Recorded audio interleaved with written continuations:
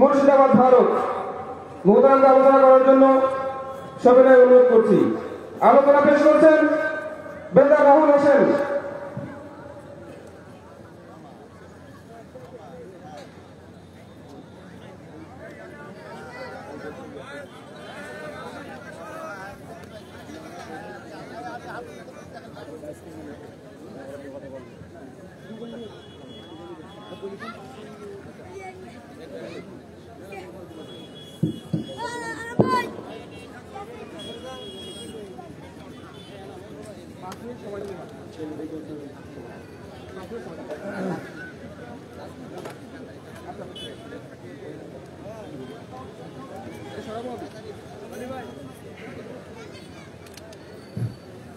السلام عليكم ورحمة الله وبركاته. إن الحمد لله نحمده ونستعينه ونستغفره ونعوذ بالله من شرور أنفسنا ومن سيئات أعمالنا من يهده الله فلا مضل له ومن يضلل فلا هادي له وأشهد أن لا إله إلا الله وحده لا شريك له وأشهد أن محمدا عبده ورسوله أما بعد فإن خير الحديث كتاب الله وخير الهدي هدي محمد صلى الله عليه وسلم وشر الأمور محدثاتها وكل محدثة بدعة وكل بدعة ضلالة وكل ضلالة في النار.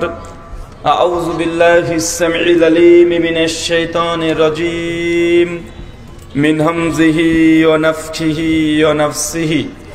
يا أيها الناس اتقوا ربكم الذي خلقكم من نفس واحدة وخلق منها زوجها وبث منهما رجالا كثيرا ونساء واتقوا الله الذي تساءلون به والأرحام إن الله كان عليكم رقيبا. يا أيها الذين آمنوا اتقوا الله وقولوا قولا سديدا يصلح لكم أعمالكم يغفر لكم ذنوبكم ومن يطع الله ورسوله فقد فاز فوزا عظيما. قال رب اشرح لي صدري ويسر لي أمري واحلل عقدة من لساني يفقهوا قولي ربي زدني علما وزدني فهما. সমস্ত প্রশংসা সেই মহান সত্তা আল্লাহ সুবহানাহু ওয়া তাআলার জন্য, যিনি আমাদের সৃষ্টি করেছেন। শুধু সৃষ্টি করেননি, এই পৃথিবীতে সহস্র কোটি মাখলুকাত সৃষ্টি করার পরেও যিনি আমাদের এই মানব জাতিকে সর্বশ্রেষ্ঠ জাতি, সর্বশ্রেষ্ঠ মাখলুকাত এবং সর্বশ্রেষ্ঠ নবী মুহাম্মদ আরবি সাল্লাল্লাহু আলাইহি ওয়াসাল্লামের উম্মত হিসেবে প্রেরণ করেছেন, সেই মহান সত্তা আল্লাহ সুবহানাহু ওয়া তাআলার সংক্ষিপ্ত শুকরের সুজুদ আদায় করি তার নিজেরই শেখানো ভাষা দিয়ে। সকলে এক বাক্যে পড়ি আলহামদুলিল্লাহ। ঈদগাছা আহলে হাদিস জাই মসজিদের উন্নতি কল্প এবং পরিচালনায় আজ 4 ফেব্রুয়ারি 2025 মঙ্গলবার আজিমুশান ইসলামী আলোচনা সভা। আজকের এই আলোচনা সভাটিকে সফল করার জন্য যারা সার্বিক দিক থেকে সাহায্য এবং সহযোগিতা করেছেন তাদের প্রত্যেকের নাম স্বতন্ত্রভাবে নিয়ে শুকরিয়া আদায় করা সম্ভব নয়।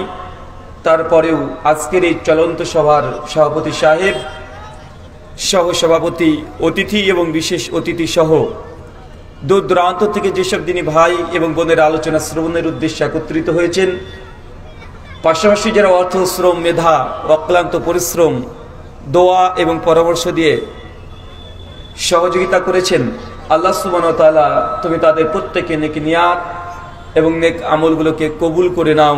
সকলে পড়ি আমিন। মহান সত্তা আল্লাহ সুবহানাহু ওয়া তাআলার কাছে দোয়া, এই প্রার্থনা আল্লাহ সুবহানাহু ওয়া তাআলা, আমরা মানুষ, আমরা কম বেশি ছোট বড় ভুল ত্রুটি বিচ্যুতি গুনাহ পাপ অন্যায় করে থাকি। আজকের এই আলোচনা সভার ওসিলায় আমাদের পেছনের ছোট ছোট গুনাহগুলোকে তুমি ক্ষমা করে দাও, সকলে পড়ি আমিন। সম্মানিত সুধী, বাদ মাগরিব থেকেই বিভিন্ন আলোচক তারা পবিত্র কোরআনুল কারীম এবং হাদিসে মুবারাকা থেকে অনেক গুরুত্বপূর্ণ আলোচনা আপনাদের সামনে পেশ করেছেন। আজকের এই আলোচনা সভার অন্তিম লগ্নে আপনাদের সামনে উপস্থিত হয়েছি, মধ্যম লগ্নে আপনাদের সামনে উপস্থিত হয়েছি নির্দিষ্ট একটি বিষয়ের উপরে কোরআনুল কারীম এবং হাদিসে মুবারাকা থেকে আলোকপাত করার উদ্দেশ্যে। আর আমার পরেও আজকে শেখ মুজাফফর বিন মাহসিন হাফেজাহুল্লাহ উনি রাস্তাতে আছেন, তিনি খুব শীঘ্রই চলে আসবেন। আপনারা থাকবেন না চলে যাবেন? কে কে চলে যাবেন হাত দেখি। হ্যাঁ, কে যাবেন না তো? মানে যা আছেন সব বসে থাকবেন, প্রস্রাব ফিরতে যাবেন না তো? বললেন যে যাব না, মানে একবারে চলে যাবেন না, এটাই তো বুঝাচ্ছেন নাকি? মানে প্রস্রাব বা পায়খানা যদি ফেরা প্রয়োজন হয় তবে যাব, বিড়ি খেতে হলেও যাব, কিন্তু গিয়ে আবার চলে আসবো, তাই তো? আচ্ছা, তাই হোক। আমাদের পরে ওই শেখ মুজাফফর বিন মাহসিন হাফেজাহুল্লাহ তিনি আসবেন, আলোচনা করবেন। আজকে যে বিষয়ে গুরুত্বপূর্ণ আলোচনা হবে, আলোচ্য বিষয় যে আমলে জান্নাতে ঘর পাওয়া যায়। কি বলেন তো, কি পাওয়া যায়? কে কে ঘর নিবেন হাত তোলেন। মাশাআল্লাহ, আল্লাহ তুমি কবুল করো, আমিন। ঘর প্রত্যেকে চাইতো? দুনিয়াতে একটা ঘর তৈরি করতে হলে কষ্ট পরিশ্রম করতে হয় কি হয় না? আপনি জীবনে নিজের একটা সুন্দর অট্টালিকা, একটা বাড়ি তৈরি করার যে স্বপ্ন দেখেন, এই স্বপ্নকে পূরণ করতে হলে প্রতিদিন আপনাকে শ্রম তথা আপনি যে পরিশ্রম করছেন, এই পরিশ্রম দেওয়া লাগে কি লাগে না? লাগে। অনেক মানুষের উদ্দেশ্য যে না, এই দুনিয়াতে সুন্দর একটা ঘর তৈরি করব, একতলা হোক, দুইতলা হোক, চারতলা হোক। আর এই স্বপ্নকে বাস্তবায়ন করার জন্যই প্রতিদিন সে ফজরের সালাত পড়ুক চাই না পড়ুক, সে দেখবেন বাড়ি থেকে বের হয়ে চলে যাচ্ছে বিজনেস ব্যবসার উদ্দেশ্যে। মানুষটা খুব খিটখিটে মেজাজি, বাড়িতে তার স্ত্রী একটা কথা বলে সহ্য করে না, ছেলে একটা কথা বলে সহ্য করে না, প্রতিবেশী একটা কথা বলে সহ্য করে না। কিন্তু যখন দোকানে যায়, যখন সে ব্যবসায়িক, একটা জিনিসের দাম দেখা যায়, একটা কাপড়ের ব্যবসায়িক, সে জিনিসটার দাম আছে 700 টাকা, কাস্টমার বলছে যে 300 টাকা হলে দেন, নলে নেব না। ভেতর রাগ হচ্ছে, তারপরেও সে মানুষটা তার সঙ্গে ভালো আচরণ করে কি করে না? কারণ সে কাস্টমার, তার কাছে যদি যৎসামান্য এই মালটাকে বিক্রি করে দিতে পারি, কিছু আমার অর্থ উপার্জন হবে, কিছু লাভ্যাংশ হবে, যার ফলে আপনার যে স্বপ্নের যে বাড়ি, আপনি স্বপ্নের বাড়ি তৈরি করতে পারবেন, ঘর তৈরি করতে পারবেন। প্রত্যেক মানুষের এই চাহিদা আছে না নাই? সবার এই চাহিদা আছে। তার জন্য দুনিয়াতে আপনি 20 বছর 30 বছর সময় ব্যয় করছেন সুন্দর একটা অট্টালিকা পাওয়ার জন্য, জীবন তো ক্ষণস্থায়ী। এই বাড়িঘর তৈরি করলেন, আপনি যে বাড়িঘরে বাস করতে পারবেন, ভাই এর কোনো গ্যারান্টি আছে? কোনো গ্যারান্টি নেই। চলে যেতে হবে একদিন সবাইকে, কেউ থাকবে না, সবাই চলে যাবে। নবী রাসূল তারাও থাকে নাই। 1400 বছর হয়ে গেল আমাদের নবী আলাইহিস সালাম দুনিয়া থেকে চলে যাওয়ার। পৃথিবীর শ্রেষ্ঠ মানুষ যদি শুধু পৃথিবীর শ্রেষ্ঠ মানুষ নয়, ইবনে আব্বাস রাদিয়াল্লাহু আনহু বলছেন তাফসীরে কুরতুবীর মধ্যে সূরা বনী ইসরাঈলের 70 নম্বর আয়াতে তাফসীর করতে গিয়ে, সৃষ্টি জগতে সব চাইতে যা সৃষ্টি দেখছেন সব চাইতে শ্রেষ্ঠ সৃষ্টির নাম কি? কি নাম? মুহাম্মদ সাল্লাল্লাহু আলাইহি সাল্লাম সৃষ্টির মধ্যে সব চাইতে শ্রেষ্ঠ ব্যক্তি। শুধু মানুষের মধ্যে নয়, জিন, ফেরেশতা, আসমান, জমিন, পাহাড়, পর্বত যা আছে সবকিছুর চাইতে সর্বশ্রেষ্ঠ ব্যক্তির নাম কি? আল্লাহ নবী আলাইহিস সালাম, তিনিও দুনিয়া থেকে চলে গেছেন, দুনিয়াতে কেউ থাকবে না। অতএব আমরা এই দুনিয়াতে এসেছি যৎসামান্য কিছু দিনের জন্য, নিজেদের মধ্যে কোনো সংশয় বৃদ্ধি করার জন্য নয়। আমরা দুনিয়াতে সামান্য সময় পেয়েছি, এই সামান্য সময় যেন পরকালে আল্লাহ সুবহানাহু ওয়া তাআলা যে জান্নাত আমাদের দেবেন, ওই জান্নাতে একটা ঘর কনফার্ম করার জন্য পৃথিবীতে আমাদের আশা। আল্লাহ সুবহানাহু ওয়া তাআলা আমাদের এই আশা তুমি পূরণ করো, সকলে বলি আমিন। সুনান তিরমিজি 3540 নম্বর হাদিস, আল্লাহ নবী বলছেন আমার উম্মতের গড় বয়স 60 থেকে 70 বছর। চাচা কত বছর? আরো জোরে হচ্ছে না, আরো জোরে। তার মানে উম্মতের গড় বয়স 60 থেকে 70 বছর। এই 60 থেকে 70 বছর এই দুনিয়াতে আমরা সময় পাবো, কেউ একটু বেশি বাঁচতে পারে, কেউ একটু কম বাঁচতে পারে, তবে আমাদের অ্যাভারেজ গড় বয়স 60 থেকে 70 বছর। জামে তিরমিজি হাদিস না 2417 সনদ হাসান। আল্লাহ নবী বলছেন কিয়ামতের মাঠে প্রত্যেক আদম সন্তানকে 5খানা প্রশ্ন করা হবে। কয়টা? 5খানা প্রশ্ন করা হবে। 5খানা প্রশ্নের মধ্যে প্রথম প্রশ্ন করা হবে আন উমুরহি, হে বান্দা, তোমাকে যে 60 বছর সময় দিয়েছি, তোমাকে যে দুনিয়াতে 30 বছর সময় দিয়েছি, তোমাকে 40 বছর সময় দিয়েছি, তোমাকে 22 বছর সময় দিয়েছি, এই সময়টা দুনিয়াতে তুমি কোন কাজে ব্যবহার করেছো? আজকে তোমাকে কড়াই গন্ডায় আমার কাছে হিসাব বুঝিয়ে দিতে হবে। কেন? সময় কি আপনার বাবার তৈরি না আল্লাহর তৈরি? এই সময়ের হিসাব দেওয়া লাগবে কি লাগবে না? এই সময়ের হিসাব দেওয়া লাগবে।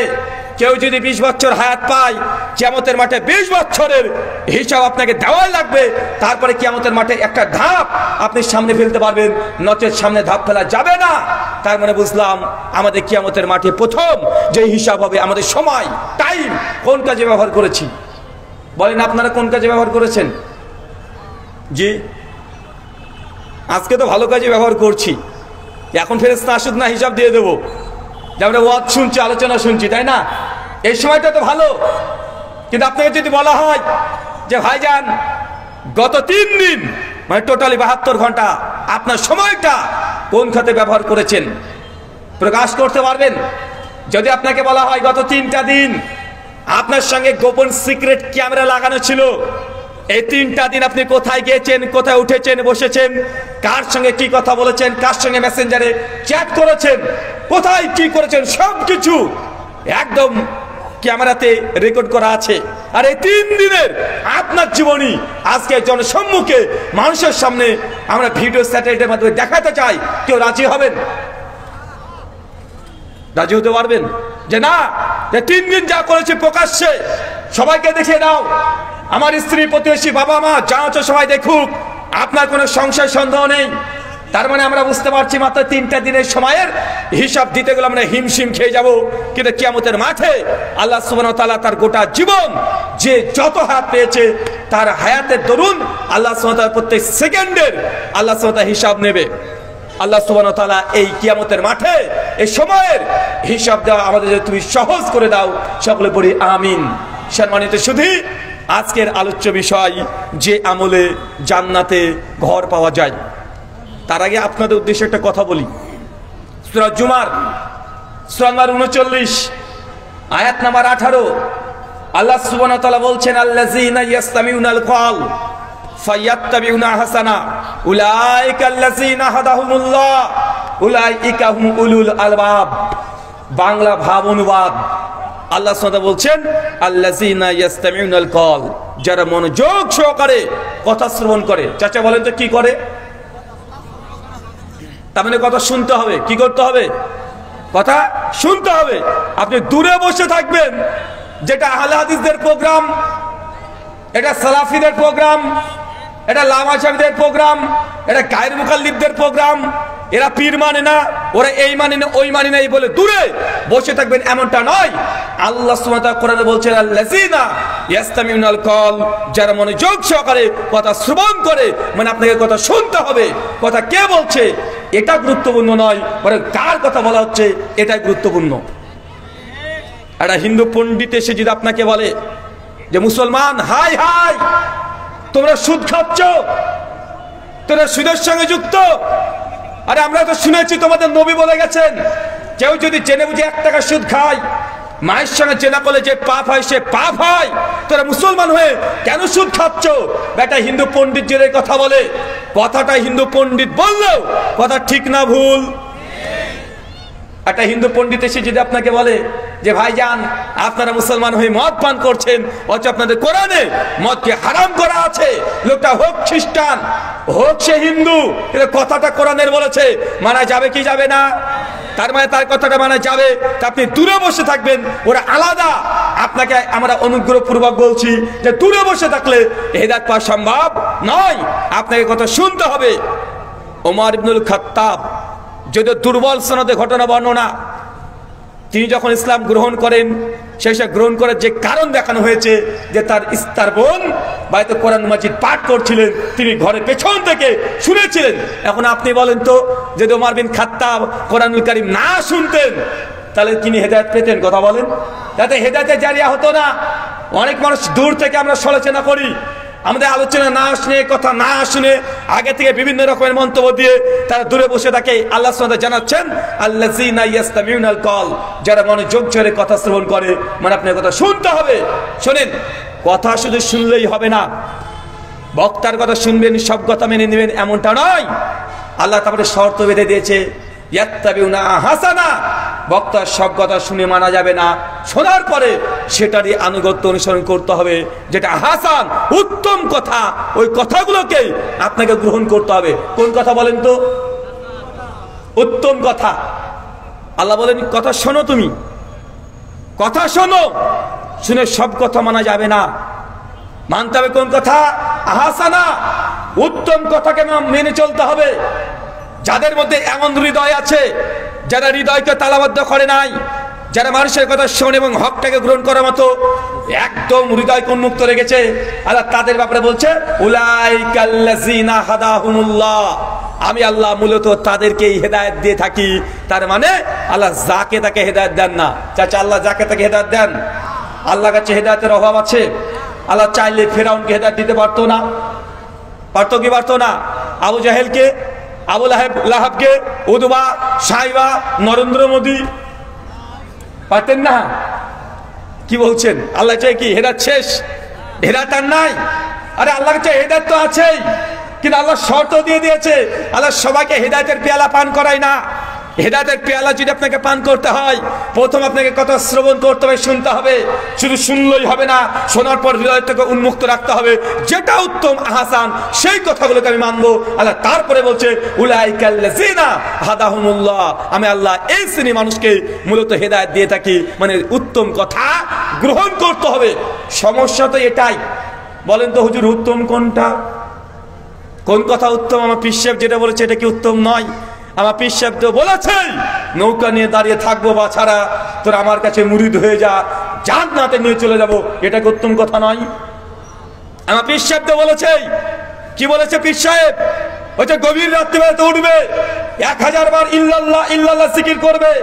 একবার ইল্লাল্লাহ বলার সময় এইভাবে ইল্লাল্লাহ একটা তরিকা শিখে দিয়েছে। এটা কি উত্তম কথা নয়? কি বলছেন? উত্তম কথা কোনটা? তার মানে কি অ্যালবার্ট আইনস্টাইন যে সায়েন্স দিয়েছে সেটা উত্তম? কবিগুরু বিদ্রোহী কবি কাজী নজরুল ইসলাম যে কথা হচ্ছে সেটা উত্তম? রবীন্দ্রনাথ ঠাকুর যে কবিতা লিখেছে সেগুলো উত্তম? জি না, উত্তম কথা ওটাই যেটা মুহাম্মদ সাল্লাল্লাহু আলাইহি ওয়াসাল্লাম তিনি জানিয়ে দিয়েছেন। সেই মুসলিম খোলেন, হাদিস নাম্বার 850, আল্লাহ নবী নিজেই তিনি ব্যাখ্যা করে বলছেন, ফাইন্না খায়রাল হাদিসি কিতাবুল্লাহ, এই দুনিয়াতে সবচেয়ে শ্রেষ্ঠ কথা, দামি কথা, উত্তম কথা সেটা কিতাব আল্লাহ, আল্লাহর কিতাবের কথা, মানে কোরআনের কথা। কার কথা? কথা বলেন চাচা, উত্তম কথা কোনটা? কথা আসছে না। উত্তম কথা কোনটা? কি খিদে লেগেছে আপনাদের? খিদা পেয়েছে তো গলা জোর কইলে ভাই। আপনারা সাতক্ষীরার মানুষ না? আপনারা তো ওই যে চিংড়ি মাছ খাওয়ার মানুষ, গলদা চিংড়ি না? মানে রাস্তাতে যখন আসলাম দেখছি দুই চতুর্পাশে চিংড়ি, মানে মাঠ ঘাটে ধান গম এইসব মানুষ অন্য জায়গাতে তৈরি করে, আপনারা আবার মাঠের মধ্যে থেকে চিংড়ি মাছ তৈরি করেন। তো আপনাদের তো মানে বেশি শক্তি থাকার কথা, কিন্তু আপনাদের মানে দেখে মনে হচ্ছে যে আপনাদের রাগ করছেন আমাকে দেখে। রাগ হচ্ছে কি আমাকে দেখে? রাগ হচ্ছে চাচা? ভাল লাগে না আমাকে? তাহলে মানে চেহারার মধ্যে উজ্জ্বলতা নেই না? কেউ মারা গেছে এলাকাতে? কেউ মারা গেছে? আমার সঙ্গে কথা বলেন একটু। উত্তম কথা কোনটা? আল্লাহর কথা। কে বলছে? এটা আমি? জি না, নবী বলছেন, ফাইন্না খায়রাল হাদিসি কিতাবুল্লাহ, সব চাইতে উত্তম কথা হচ্ছে আল্লাহর কোরআনের কথা। ওয়া খায়রাল হাদি হাদি মুহাম্মদ সাল্লাল্লাহু আলাইহি ওয়াসাল্লাম, আর সব চাইতে দ্বিতীয় কারো যদি উত্তম কথা হয়ে থাকে সেটা মুহাম্মদ সাল্লাল্লাহু আলাইহি ওয়াসাল্লামের কথা। তার মানে বোঝা গেল আমি বক্তা, আমার ব্যক্তিগত কোনো কথা এটা উত্তম নয়। আমার কথা যদি আল্লাহর কোরআনের সঙ্গে মেলে, যদি নবীর হাদিসের সঙ্গে মেলে, তবেই সেটা উত্তম হবে। আর আল্লাহ এটাই বলছে, মানে আত্তাবিউনা আহসানা, অনুসরণ করো উত্তম কথার, ভালো কথার, মানে পরোক্ষভাবে কোরআন আর হাদিসের কথাই আপনাকে মানতে হবে। বক্তার অনেক কথা আপনার ভালো লাগতে পারে, মন জয় করে ফেলতে পারে, কিন্তু বক্তার ব্যক্তিগত কোনো কথা এটা আনুগত্য অনুসরণ করার জন্য আপনি বাধ্য নয়।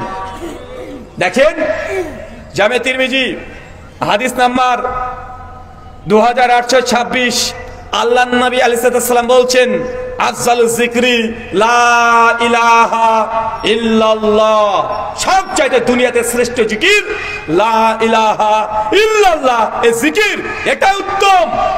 আপনার পিশাব যতই বলুক না কেন, বাবা তুমি ইল্লাল্লাহ জিকির করবা, তাহলে তোমাকে নৌকাতে করে পার করে দেব, এটা উত্তম কথা নয়। কষ্ট পেয়েছেন তো? আমাদের সমাজে কোন জিকির চলে? আল্লাহ নবী ডাইরেক্ট বলছে সবচেয়ে উত্তম জিকির লা ইলাহা ইল্লাল্লাহ। মানুষ জিকির করছে ঠিক, কিন্তু নবীরটা না, পীরেরটা। কাটটা কাজ জিকির করছে, পীর যেটা দিয়েছে সেটা। এই উম্মতকে এখন আমরা বুঝাতে পারি নাই, এই মানুষ জাতিকে এখনো বুঝাতে পারি নাই যে ভাইজান আপনি দুনিয়াতে কালেমা পড়েছেন মুহাম্মদ সাল্লাল্লাহু আলাইহি ওয়াসাল্লামের, আপনি কালেমা শাহাদা পাঠ করেছেন আশহাদু আল্লা ইলাহা ইল্লাল্লাহ ওয়া আশহাদু আন্না মুহাম্মাদার রাসূলুল্লাহ, আপনি মুহাম্মদ সাল্লাল্লাহু আলাইহি ওয়াসাল্লামের কালেমা পড়েছেন, কিন্তু দিন নিচ্ছেন বিভিন্ন রকমের দল থেকে, বিভিন্ন রকমের মাযহাব থেকে, বিভিন্ন রকমের পীর বুজুর্গ, এদের কাছে আপনি ডাইরেক্ট বলছি উত্তম জিকির লা ইলাহা ইল্লাল্লাহ, কিন্তু আপনি ইল্লাল্লাহ জিকির নিয়ে মেতে আছেন। যখন আমরা বলছি এই জিকিরটাই করাই লাগবে, তখন আপনি আমাদের উপর রেগে যাচ্ছেন। ভাই আমি ডাকছি নবীর দিকে, আপনি পীরের দিকটা নিয়ে খুশি হয়ে বসে আছেন। কোন দিকে ডেকেছি? কার দিকে ডাকছি আমরা? আমি ব্যক্তিগত কিছু তৈরি করেছি? আমরা তো ডাকছি নবীর দিকে আসেন, আপনি চলেছেন উম্মতের দিকে। সূরা বনী ইসরাঈল সূরা নম্বর 17 আয়াত নম্বর 71 আল্লাহ বলছেন ইয়াউমা নাদু কুল্লা উনাসিন বিইমামিহিম, শুনে রাখো মানুষ জাতি, দুনিয়াতে যে মানুষ যারই আনুগত্য করবে, যাকে আদর্শবান হিসেবে গ্রহণ করে নিবে, যার আনুগত্য অনুসরণ ইত্তেবা করবে, কিয়ামতের মাঠে আমি আল্লাহ তাকে তার পেছনেই উদ্ধৃত করবে। ভাইয়ান আপনি যদি আপনার পীরের দেওয়া ধর্মটাকে যদি সত্য মনে করেন, তার যদি জিকির আজকার তাসবিহ তাহলিল যদি ইত্তেবা অনুসরণ করেন, জেনে রাখেন কিয়ামতের মাঠে আপনাকে পীরের পেছনে উঠতে হবে। আর যারা মুহাম্মদ সাল্লাল্লাহু আলাইহি ওয়াসাল্লামের আনুগত্য করবে ইনশাআল্লাহ তারা কিয়ামতের মাঠে কার পেছনে উঠবে? কার পেছনে? আপনি কার পেছনে উঠতে চান? তাহলে চাচা আপনাকে যে নবী যা বলেছে তাই করতে হবে, নবীর যে আনুগত্য করতে হবে, নবীর যে অনুসরণ করতে হবে। মাইয়ুতিল্লাহু ওয়া রাসূলাহু, যে ব্যক্তি আল্লাহর আনুগত্য করে, রাসূল অনুসরণ করে, ওয়া নাবিয়িন, তারা নবীদের সঙ্গী হবে, ওয়া সিদ্দিকিন, যারা আবু বকর সিদ্দিকের মতো সত্যবাদী তাদের সঙ্গে থাকবে, ওয়া শুহাদা, এবং যারা শহীদ হয়ে গেছে বদরের যুদ্ধে, উহুদের যুদ্ধে, এই সাহাবীদের মতো ব্যক্তির সঙ্গে কিয়ামতের মাঠে জান্নাতে যখন চলে যাবে তাদের সঙ্গে হবে, ওয়া সালেহিন, এবং নেককার ব্যক্তির সঙ্গে থাকবেন। আপনাকে কি কাজ করতে হবে? এক, আল্লাহর ইবাদত করতে হবে। কিভাবে করতে হবে? রাসূলের পদ্ধতিতে করতে হবে। যদি করেন কি হবে? জান্নাতে নবীর সঙ্গী হবেন। কিন্তু আপনি যদি আপনার পীর সাহেবের যদি সুন্নাত যদি পালন করেন, পীর যে জিকির আজকার দিয়েছে সেটা যদি পালন করেন, পীর যে আদর্শ দিয়েছে সেটা যদি আদর্শ পালন করেন, তাহলে জান্নাতে কার সঙ্গে হবেন? আমি বলছি না পীর সাহেব জাহান্নামে যাবে, ফর সেক অফ আর্গুমেন্ট ধরে নিলাম জান্নাতে পীর সাহেব, যদিও পীরদের মধ্যে একতা নেই, এক পীর বলে ওই গোমরা, ওই পীর বলে এ গোমরা, আছে না নাই? মনে রাগ করছে, আছে না ভাইজান? চরবনায় পীর সাহেবের মুখে ডাইরেক্ট শুনেছি, উনি বলছেন আট রশি মাছ ভান্ডারি ভণ্ড, বলে না? আবার মাছ ভান্ডারি আটরশি যারা আছে তারা বলে যে চরমনাইরা ভণ্ড, দেওয়ানবাগিকে তো পাইকড়ি হারে সকলে ভণ্ড বলে। আপনাদের কুষ্টি আছে ন্যাংটা বাবা পীর, একে হাক্কানি কথা বলেন? ন্যাংটা বাবা একটা আছে না? চিন্তা করেন, মানুষ ন্যাংটার পুজো করে, ওর উপর মানে ওই যে মার্কাজ মানে খানকা, মানে খানকাতে মানুষ লাখ লাখ কোটি কোটি টাকা দান করে। কত জনে প্রত্যেক মাসে উঠে, কিছুদিন আগে নিউজে দেখাচ্ছিল যে মানে ওই বাক্স একদম পরিপূর্ণ হয়ে যায়, 1 মাস 2 মাস 3 মাস পর যদি বাক্সগুলো খোলে গোটা বাক্সতে টাকার টাকা। মা মুসলমান তুই বুঝতে পারোনি, তুই খানকাতে তুমি দান করছো, অথচ মসজিদের ছাদ তৈরি করার জন্য তোমার কাছে 100 টাকা চাইলে তুই 5 টাকা তুই বের করে দাও। মসজিদে যায় না, কিন্তু খানকাতে যাওয়ার জন্য বলতে হয় না, আগেই চলে যায়। আছে না না কথা বলেন? সাবধান, সতর্ক। আপনাকে আমার দিকে ডাকি নাই, আপনাকে বলছি না আমার পীর সাহেবের দিকে আসেন, আমি বলছি না যে অমুক ব্যক্তির দিকে আসেন। আমি আপনাকে জান্নাতে নবীর সঙ্গী বানাতে চাচ্ছি। আল্লাহ কোরআনে সূরা নিসার 69 নম্বরে ডাইরেক্ট বলছে যে নবীর আনুগত্য করবে, নবীর অনুসরণ করবে, সে জান্নাতে কার সঙ্গে হবে? ও নবীদের সঙ্গী হবেন আপনি। মানে দুনিয়াতে নবীর অনুসরণ করবেন। নবী যা বলে গেছে, নামাজ, রোজা, হজ, যাকাত, দান, সাদকা, পরিবার, অর্থনীতি, সমাজনীতি, রাষ্ট্রনীতি সব যদি নবীর মতো সেম করেন, আপনি জান্নাতে নবীর সঙ্গী হবেন। কিন্তু দুনিয়াতে যদি আপনি অন্য কাউকে মেনে নেন, এ আমার ধর্ম পালন করার আদর্শ, যা বলেছে তাই করব, তো যদি সে লোকটা জান্নাতি হয়, তো জান্নাতে চাচা আপনি পীর সাহেবের সঙ্গে থাকবেন, নবীর সঙ্গে থাকতে পারবেন না। আমি বলছি না পীর সাহেব জাহান্নামী, বলছি না পীর জাহান্নামে চলে গেছে, এই কথা বলছি না। যদি জান্নাতে যাও, আর আপনি যদি পীরকে মেনে মেনে জান্নাতে যান, কার সঙ্গে থাকবেন? পীরের সঙ্গে। যে নবী সুন্নাত মানেন, কার সঙ্গে থাকবেন? নবীর সঙ্গে। এখন আপনারা সিদ্ধান্ত নেন যে আপনারা জান্নাতে গিয়ে নবীর যে ঘর পাবে, পাশে যদি আপনার বাড়ি হয়, মানে সরি আবু বকর রাদিয়াল্লাহু আনহুর বাড়ি, তার পাশে ওমর বিন খাত্তাবের বাড়ি, তার প্রতিবেশী, আপনি একটা ঘর পেয়ে গেছেন নবীকে ভালোবেসে, নবীর আনুগত্য অনুসরণ করে, সে জান্নাত কত সুন্দর হবে। যার প্রতিবেশী স্বয়ং নবী মুহাম্মদ সাল্লাল্লাহু আলাইহি সাল্লাম। আমরা চাই নবীর সঙ্গী হতে, চাই কি চাই না? তাহলে নবীর আদর্শকে গ্রহণ করতে হবে, নবীর আনুগত্য করতে হবে, কোনো প্রশ্ন আসবে না। খবরদার এই জবান থেকে, জিহ্বা থেকে এই শব্দ যেন বের না হয় যে ছোটখাটো সুন্নাত, এই সব নিয়ে আপনারা তো মাতামাতি করেন কেন? এই কথা জিহ্বা থেকে যেন বের না হয়। ছোটখাটো সুন্নাত মানে নবীর কোনো সুন্নাত ছোটখাটো বললে নবীকে অপমান করা হয়। নবীর সুন্নাত ছোটখাটো? নবী কোনো জিনিস ছোটখাটো যদি বলা হয়, ডিরেক্ট আল্লাহর প্রতি অভিযোগ চলে যাবে। আল্লাহকে এই সুন্নাত কি যে শরীয়ত দিয়েছে ছোটখাটো? ওয়ামা ইয়ান্তিকু আনিল হাওয়া ইন হুয়া ইল্লা ওয়াহয়ুন ইউহা। আমার নবী তোমাদের যা বলে নিজের তরফ থেকে কোনো কথা বলে না, আমি আল্লাহ যা ওহী করেছি আমার নবী সেটাই তোমাদের কাছে শুধু ব্যক্ত করে। সূরা নাজম 53 আয়াত 3 এবং 4। চলেন একটা হাদিস আপনাকে উপহার গিফট দিই, যারা বলে নবী সুন্নাতকে ছোটখাটো বলে ইগনোর করতে চায়। সুনান আবু দাউদ কিতাবুস সালাত হাদিস নাম্বার 756, 755 এবং 56। আল্লাহর নবী একদিন সালাতরত অবস্থায় আছেন, নামাজ পড়ছেন। এমতো পরিস্থিতি একজন ব্যক্তি, তার নাম হচ্ছে ইবনু মাসউদ, বিখ্যাত সাহাবী, বিখ্যাত ফকিহ সাহাবী। জঙ্গে জামালের পরে 32 হিজরিতে তিনি শাহাদাত বরণ করেছেন। ইবনে মাসউদ তিনি নিজে রিওয়ায়াত করে বলছেন, নবীর পাশে যখন আমি সালাতে দাঁড়ালাম, আল্লাহ নবী বললেন আল্লাহু আকবার। তিনি বাম হাতে পরে ডান হাতে বেঁধে তিনি সালাত শুরু করলেন।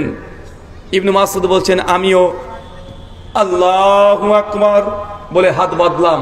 বুঝতে পেরেছেন কি করেছে? এবার কি করেছে বলেন তো? দেখেন ডান হাতে পরে বাম হাত। কি চাচা আপনারা কোথায় বাঁধেন? সাতক্ষীরাবাসী কোথায়? বাম হাতে পরে ডান হাত। ইবনে মাসউদ কোথায় বেঁধেছে? ডান হাতে পরে বাম হাত। ইবনে মাসউদ বলছেন আমি নামাজের মধ্যে এইভাবে হাত বেঁধেছি।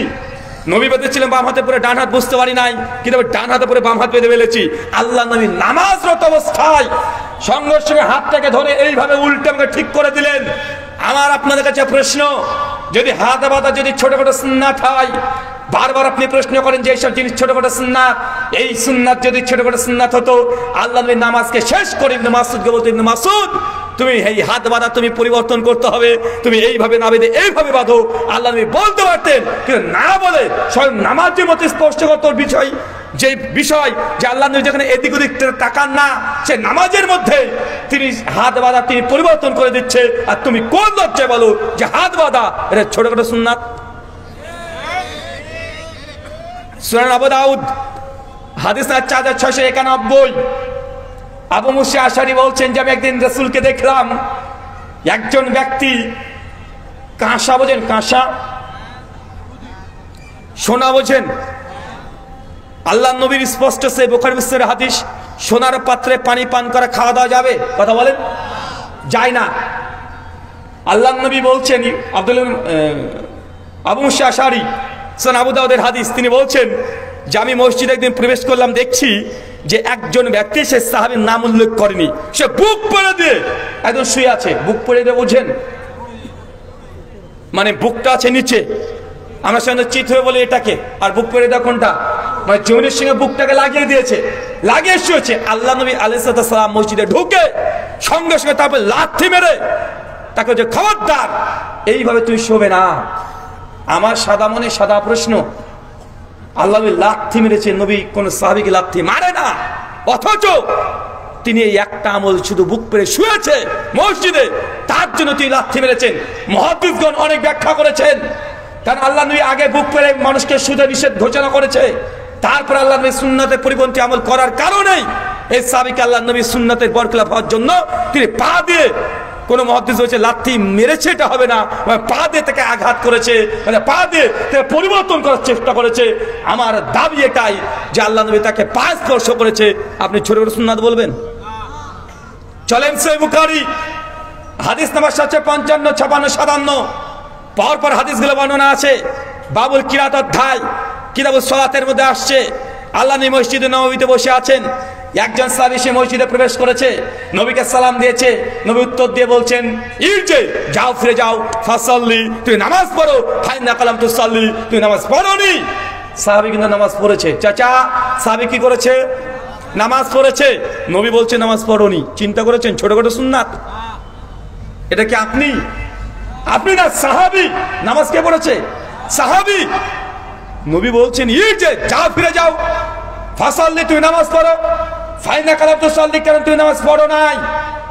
সাহাবী আল্লাহ নবীর প্রতি কোনো অভিযোগ করে নাই, মসজিদে আবার গিয়েছে, আবার নামাজ পড়েছে, আবার সে সালাম দিয়েছে, উত্তর দিয়ে আবার একই কথা, ইরজি, যাও ফিরে যাও, ফাসাল্লি, নামাজ পড়ো, ফাইনা কালাম তুসাল্লি, কারণ তুমি নামাজ পড়ো নাই। সাহাবী আবার অবাক, দুইবার নামাজ পড়েছে। কয়বার? 3বার আবার গেছে মসজিদে, আবার নামাজ পড়েছে, আবার এসেছে, একই কথা, ইরজি, যাও ফিরে যাও, ফাসাল্লি, নামাজ পড়ো, ফাইনা কালাম তুসাল্লি, তুই নামাজ পড়োইনি। সাহাবী 3বারের বেলায় মুখ খুলে বলছে ইয়া রাসূলুল্লাহ, আমি এর চেয়ে ভালো করে নামাজ পড়তে পারি না, আল্লাহ নবী আপনি নামাজটাকে শিক্ষা দিয়ে দেন। সুনান নাসাই কিতাবুস সালাত হাদিস নাম্বার 1312, এখানে ওয়াইল বিন হুজর রাদিয়াল্লাহু তাআলা আনহু হাদিস বর্ণনা করে তিনি বলছেন যে ওই সাহাবী প্রায় 10 বছর ধরে তিনি একদম প্রথম থেকেই তিনি নামাজ পড়ে আসছেন। আরেকজনের ঘটনা বর্ণনা করছেন ওয়াইল বিন হুজর, যে একটা ব্যক্তিকে 40 বছর নামাজ পড়তে দেখেছি। এই ব্যক্তি আলাদা ঘটনা, এটা আলাদা। 40 বছর শুধু রুকু আর সিজদা ঠিক না হওয়ার কারণে তাকে ওয়াইল বিন হুজর রাদিয়াল্লাহু তাআলা বলেছেন যে তোমার নামাজটাই বাতিল। আপনি ছোটখাটো সুন্নাত বলছেন চাচা? আল্লাহি ছোটখাটো সুন্নাত নয়। সহিহ বুখারী হাদিস নাম্বার 780, বাব 111, আবু হুরায়রা হাদিসের রিওয়ায়াতকারী, তিনি বলছেন কেউ যদি নামাজ শেষে সূরাতুল ফাতিহা গায়রিল মাগযুবি আলাইহিম ওয়াজ-যালিমিন পর্যন্ত পৌঁছেছে, ফাকাল আমিন, আমিন বলো। সুনান তিরমিজি হাদিস নাম্বার 248-49, মাদ্দা বিয়া সাউতিহা, রাফা বিয়া সাউতিহা, আওয়াজটাকে উঁচু করে বলো এবং টান দিয়ে বলো। সহিহ বুখারী হাদিস নাম্বার 781, আল্লাহ নবী জানাচ্ছেন যদি কেউ এইভাবে মানে আমিন বলে, যদি ফেরেশতার আমিনের সঙ্গে মিলে যায়, তার পেছনের সমস্ত গুনাহকে আমি আল্লাহ ক্ষমা করে দেব। আপনি ছোটখাটো সুন্নাত? এটা ছোটখাটো সুন্নাত। মুসনাদ আহমদ 16103 নম্বর হাদিস, আল্লাহ নবী বলছেন নামাজে যখন দাঁড়াবে কাঁধের সঙ্গে কাঁধ, পায়ের সঙ্গে পা লাগিয়ে দাঁড়াও, মাঝখানে ফাঁকা বন্ধ করো। সহিহ বুখারী 725, সুনান আবু দাউদ 666, মুসনাদ আহমদ 16103, আল্লাহ নবী বলছেন কেউ যদি এইভাবে কাঁধের সঙ্গে কাঁধ, পায়ের সঙ্গে পা লাগিয়ে দাঁড়ায়, মাঝখানে ফাঁকাকে বন্ধ রেখে দেয়, তাহলে বাইতুল ফিল জান্নাহ, আমি আল্লাহ তার জন্য জান্নাতে একটা ঘর প্রস্তুত করে দিয়েছি। আপনি ছোট বড় সুন্নাত বলছেন? নবীর কোন সুন্নাতকে ছোটখাটো বলা যাবে? কথা বলেন যে না। আপনি কয়েক হাজার এই হাদিস দেখিয়ে দেব যে সাহাবীরা নবী কিভাবে খেতেন, কিভাবে পড়তেন, তিনি হুবহু নকল করতেন। আনাস বিন মালিক রাদিয়াল্লাহু আনহু নবীর খেদমত করতেন, খাদেম ছিলেন। তিনি বলছেন একদিন আমি আল্লাহর রাসূলের সঙ্গে দাওয়াতে বেরিয়ে গেলাম, একজন দর্জির বাড়িতে দাওয়াত দিয়েছিল, আমি আর নবী আলাইহিস সালাম দুজন একসঙ্গে গেলাম। সে দর্জি আমাদেরকে খেতে দিলেন মাংসের সঙ্গে লাউ কদু, কদু বোঝেন, লাউ বোঝেন, লাউ কদু মিক্সড করে একটা খাবার তৈরি করে দিয়েছে।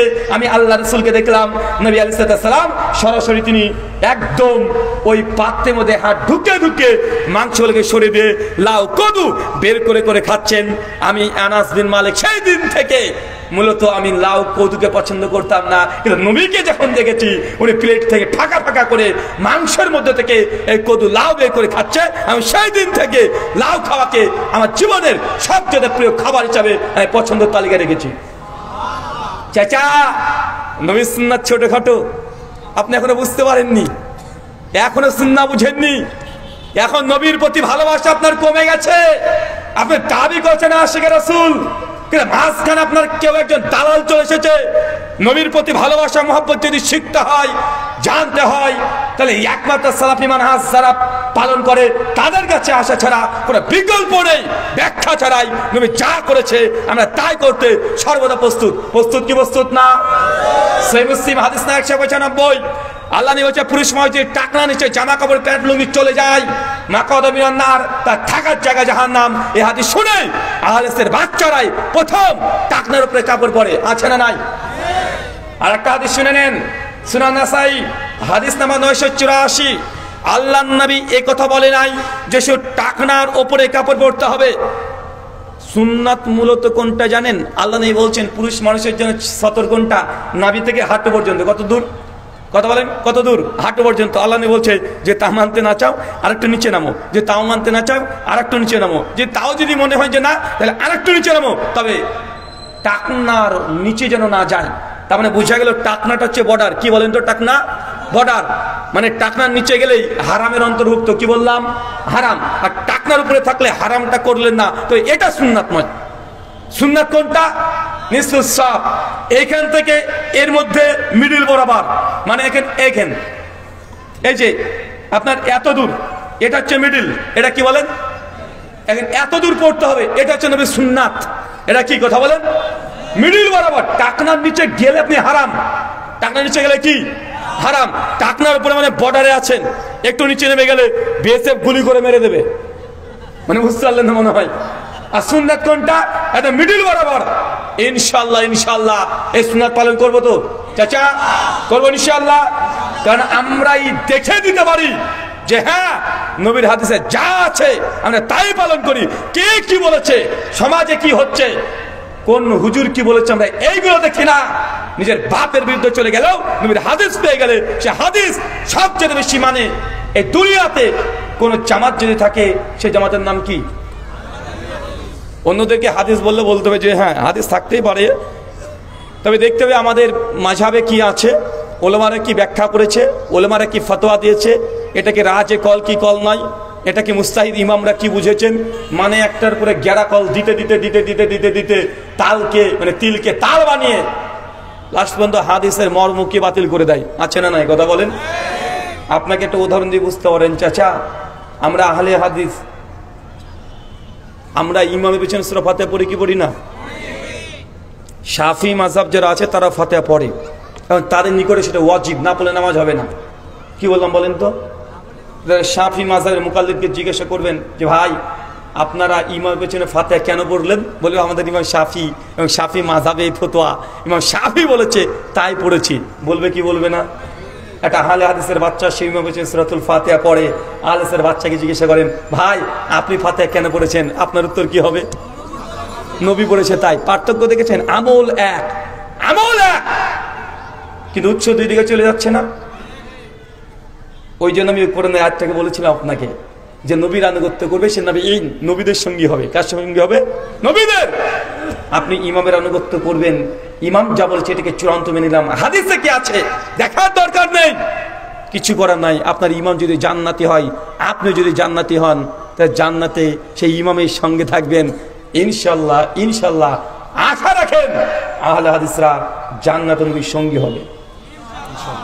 আর এই আয়াতের ব্যাখ্যাটা আমার নিজস্ব নয়, ইয়াউমা নাদউ কুল্লা উনাসিন বিইমামিহিম, এই আয়াতের ব্যাখ্যা ইবনে কাসির রাহিমাহুল্লাহ, জন্ম 701 হিজরি, মৃত্যু 774 হিজরি, তিনি 750 বছর আগে তাফসীর করেছে। বেটা তুমি আহলে হাদিসকে বলছো যে আহলে হাদিস নাকি ইংরেজের দালাল। ইবনে কাসির কি ইংরেজের দালাল ছিল নাকি? হ্যাঁ, ইবনে কাসির ইংরেজের দালাল ছিল? সূরা বানী ইসরাঈল ৭১ নম্বর আয়াতের তাফসীর করতে গিয়ে ইমাজ উদ্দিন ইবনে কাসির রাহিমাহুল্লাহ তিনি বলছেন, এই আয়াতের ব্যাখ্যা করতে গিয়ে শারফি আসহাবিল হাদিস, এই আয়াতের মধ্যে আহলে হাদিসদের শারফ, মাকাম, মর্যাদা আল্লাহ সুবহানাহু উঁচু করে দিয়েছে। কেন? লিয়ান্না ইমামিহিম নবী সাল্লাল্লাহু আলাইহি ওয়াসাল্লাম। কেন দুনিয়াতে আহলে হাদিসরা কোন উম্মতিকে নেতা মানে না, তাদের একটাই নেতা, তার নাম মুহাম্মদ সাল্লাল্লাহু আলাইহি সাল্লাম। যাই জিজ্ঞাসা করবেন এমন কেন করেন, আমরা বলি না অমুক মাযহাবে আছে তাই করি, আমাদের জবাব আমার নবী করেছে তাই করি। তাই ইমাম হিসাবে গ্রহণ কাকে করেছে দুনিয়ায়? কে ইমামে আজম? ইমামে আজম মুহাম্মদ সাল্লাল্লাহু আলাইহি সাল্লাম। শুধু ওই মানুষ জাতির নয়, সমস্ত নবীদেরও ইমাম। সমস্ত নবীদের ইমাম না ভাই, নবীদের ইমাম না। আমাকে একজন বলছে, ভাই আপনারা কেন ইমাম মানেন না? আমি বলেছি যে মানি। তো কোন ইমাম? আমি যে ইমাম তো অনেকগুলোই মানি। ইমামে আজম মুহাম্মদ সাল্লাল্লাহু আলাইহি সাল্লাম, ইনি সবচেয়ে বড় ইমাম। সবচেয়ে বড় ইমাম না? বলছে না না, উনি তো নবী। আচ্ছা ঠিক আছে, আরেকজন ইমাম মানি। যদি আমরা এটা বিশ্বাস করি তাকে মানে শুধু জাস্ট বোঝানোর জন্য যে আমি আর একজন ইমামকে মানি, সেটা হচ্ছে ইমাম হাসান, ইমাম হুসাইন। যদি আমরা এই শব্দ বলি না, ওই যে তোমার ইমামের নাম বলো, ওর ইমামের নাম বলেছে, চার মাঝের চার ইমামের নাম বলে দিয়েছে যে আমার ইমামের নাম ইমাম হাসান ও হোসেন। বলো তোমার ইমাম বড় না আমার ইমাম বড়? বলছে তোমরা পীর মানো না। আচ্ছা পীর তো আমি মানি। আলী বিন আবি তালেব আমার পীর। নিয়ে আসো তোমার পীরকে গোটা বিশ্বের।